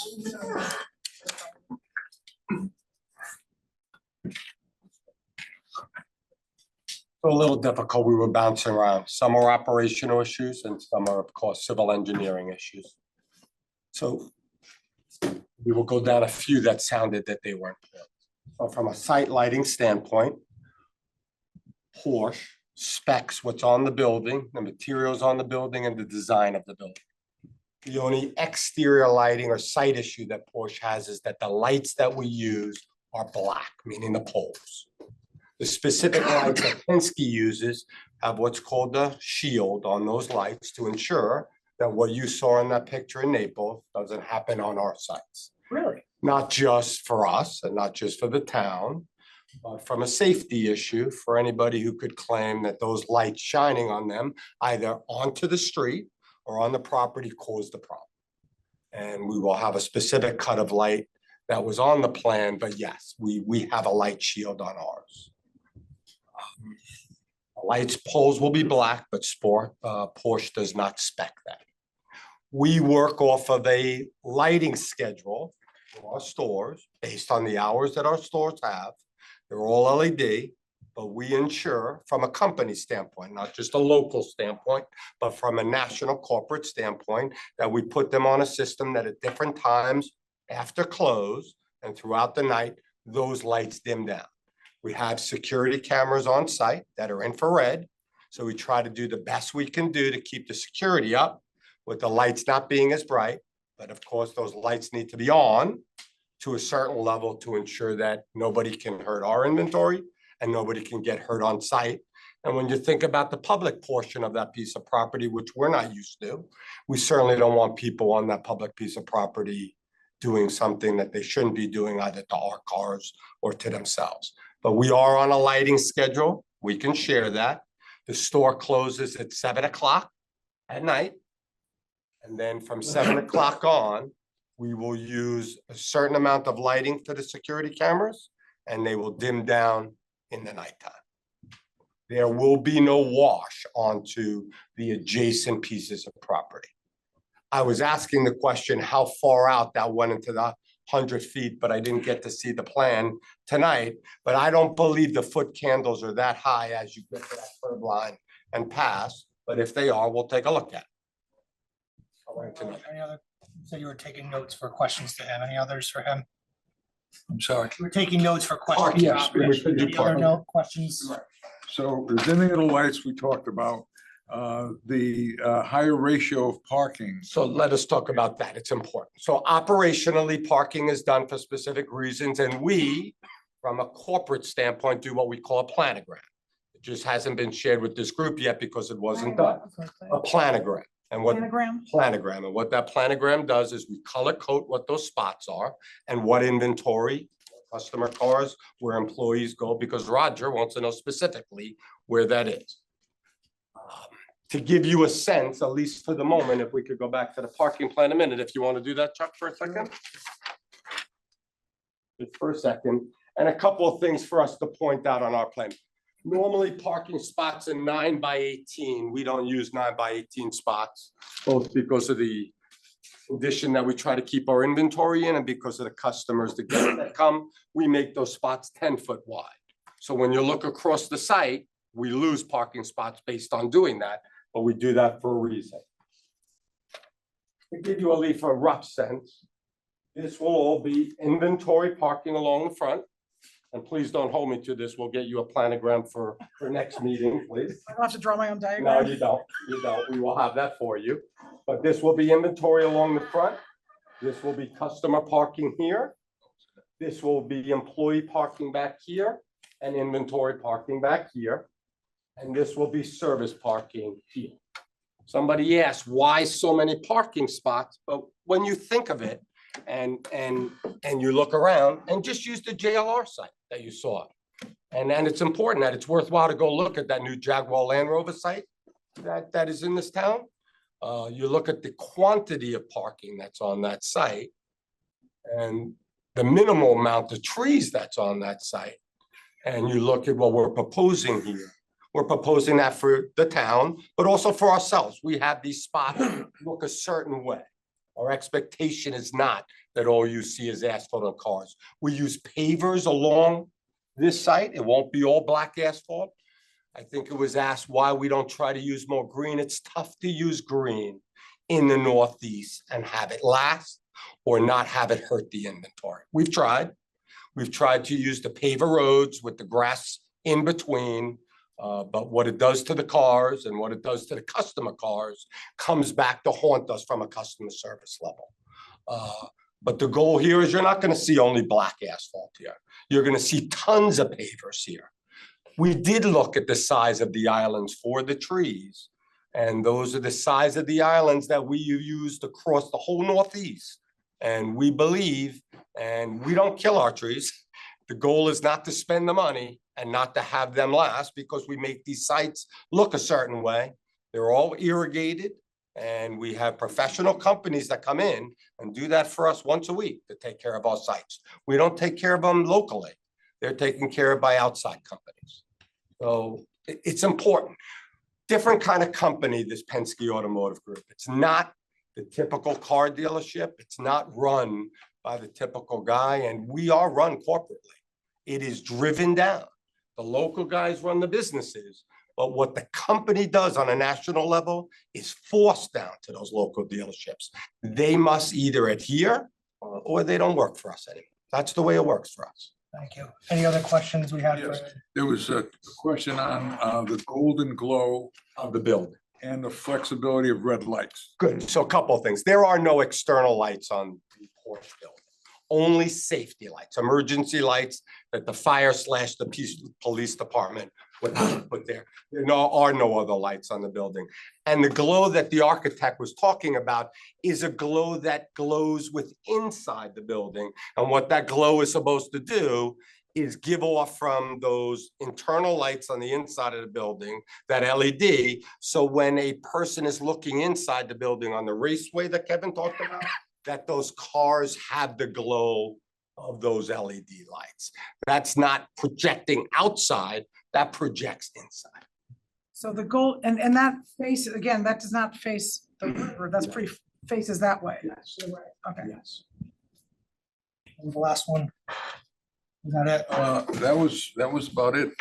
But if you have any other questions? This is gonna be our last witness for tonight. So let's finish with him. So next time we start. Stephen Capasso, CAPP. I want to share a couple more things because I might not get an opportunity to speak again. And I've been in front of this board a bunch of times some years ago, but just a couple of things to share. Commissioner Randolph. Yeah, so a couple of specific questions. So the parking ratio, do you have flexibility to reduce the parking, to eliminate parking spaces that are in that 100-foot buffer? I know looking at other locations, you don't have as much parking. Right now, that's a coastal resource right now, and that park is very small. It is inadequate. And seeing that the parking encroaches on that 100-foot buffer raises questions over the thoughtfulness of the site plan. And this is the parking commissioner that you're 100-foot speaking buffer about right here? there, yeah. That dotted line right there. I'm sure that we'll have an opportunity with the board to figure out a good way that we could come back, some happy medium on that. Right, so that's one. Tree islands, feedback I've gotten is the tree islands are too small. Have you considered any pervious pavement, rain gardens, or any other? I know you're trying to optimize for your operation. You're a Porsche dealer, so you're probably in a lot of other higher end areas. So I'm sure you've been asked this question before, to make accommodations for environmental sensitivity that you wouldn't necessarily be required to put in say a place like Commerce Drive, a more industrial location. This is not an industrial location. Do you have flexibility to put in rain gardens, green roofs, pervious pavement for your operations? So I think we spoke about the pervious pavement. We struggle in the Northeast. There is not a product out right now that we have found that works well. I think the 32 trees or 34 trees is something we would not normally do because these cars are 150, 200, and 225,000, and it is a problem for the exterior of these cars. So again, could there be some flexibility on figuring out something that might work? Maybe so, but we have not come up with a product that could do that. The reason I highlight this is because this is a contaminated site. We've spent decades in this town trying to clean it up. The more sensitive we could be to the environment, it would just be better stewardship of the site. I would agree, and I know that, I know that talking with the architect and watching the civil guy and everybody going through it, this site is very near and dear to everyone's heart. There's no doubt. And it probably was not a poor store you thought going there. I can tell you that I have been doing this for now 32 years, but built maybe 6 or 7 of these in areas that had none of these stores before. We did in a poor store in Scottsdale, and somebody asked the question, what happened? What's going to happen here to the property value surrounding it? One, it was stated there would be no detriment. I actually believe there's a boost. What we did in Scottsdale, we saw that whole surrounding area because of the demographic of that dealer. Remember, it's not Hyundai, it's not Honda, it's not Toyota. It's a demographic that actually retail and residential wants in, that we saw some boost there in Scottsdale did. In Rhode Island, we did the same thing. So I think it's a little shocking what Porsche wants the building to look at like, but there are very few of these across the country, and that's what makes it as special as it is. It just is. I think if those were your closing remarks, at least for tonight, that's fine. Our mark. I think next time we should be moving forward with landscaping if we can. So anything further, Attorney Willinger, for tonight? In that vein, is there any chance that we could schedule a hearing, like, for example, a week today and not 2 weeks? And the reason I'm asking is we're going to lose Mr. Capasso. We're going to lose another expert from scheduling. And I don't want to go out 3 or 4 weeks.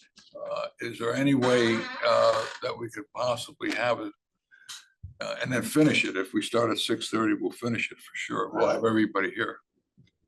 Let me ask you this, for the next time, assuming we can move it forward, I know Mr. Capasso may not be here, but I think, what do you have left to do? Let me start with that. You have your landscaping, I guess, because that's what we've asked about, traffic. We have our traffic expert. I don't think traffic really is a hot and heavy issue here because it's such a low volume, but we want to put it in the record, obviously. So we have a traffic expert. And I'm going to be spending some time, especially in light of some of the questions, on what your regulations say and what you have to focus on, the real issues on a decision, and not some of these more peripherally. Well, I understand. To me, it sounds like you have your presentation, legal presentation, traffic, and landscaping is still something I think some questions are on. And then we have the whole issue of, depending on the questions, of addressing Mr. Steinke's letter, some of the environmental remediation issues. And yeah, but you had wanted that for rebuttal. Yes. So, which is fine, if that's what you want to do. I kind of would like to hear maybe a little bit before we go to public comment, but that's up to you, and I'll leave that to you. Commissioner, just before I finish, Commissioner Braun, what did you? So I have a dozen questions about environmental issues and the open space area. If I submit some of those now, I mean, which experts can't be here next? I know Mr. Capasso, but what other experts? We're losing our architect and we're losing Mr. Capasso. Oh, so Mr. Romano is the one I wanted to talk to most. He's in charge of landscaping or the design. Okay, well, let me ask you, I mean, your environmental, will somebody be here for environmental next time? Yes. Okay, I mean, it sounds like we have our, To go into the environmental issues, we'll certainly do I that. mean, it sounds like we have our bases covered for outstanding items, and I think we've hit, I mean, we've had 2 hearings. We've been repetitive to some extent, and we've gone over a lot twice, certainly once, if not twice. My thought would be next time we're doing landscaping, traffic, environmental, and then yourself, Attorney Willinger. And then that will lead us into public comments. And obviously this is subject to change, but that's my expectation. I'd prefer not to, I think we can do this all at once next time. I get the sense that members of the public, is there anybody online? I get the sense from, it's, members of the public are, I don't know, 6 or less. I see one hand, and I'm not asking for 2, 3, so it's 5 or 6 or less. I think if we need, I'd like to go, my answer is right now, I think going to 2 weeks is gonna be sufficient. I'm not really inclined, because we're gonna have some special hearings on POCD. I'm not inclined to go special hearing route now. May need to, depending on how things go, in order to meet timelines. But right now, I think we need to go to our next public hearing. Well, I think maybe one of the most important people, because of your questioning, and they're good questions for the most part, this gentleman here, he's not gonna be here. I think we've shown, if something like that needs to come up as far as operational, we can address it. Considering how we handled the gentleman from the property valuation, I think we can go down that route if need to again. Even if we have to keep a hearing open, well, I'm not, let me just share this point. I understand where you're coming from. I'm not sure I share that concern. You disagree with me, but. All right, so we'll see you in 2 weeks. Is there someone that could come in his stead? Or is there someone that could come in like a deputy or? I mean, to the extent that that can be done, I mean, we're going traffic, and landscaping. I mean, I hope it's done with operations to some extent. I mean, for a while, so, but we'll see where things go.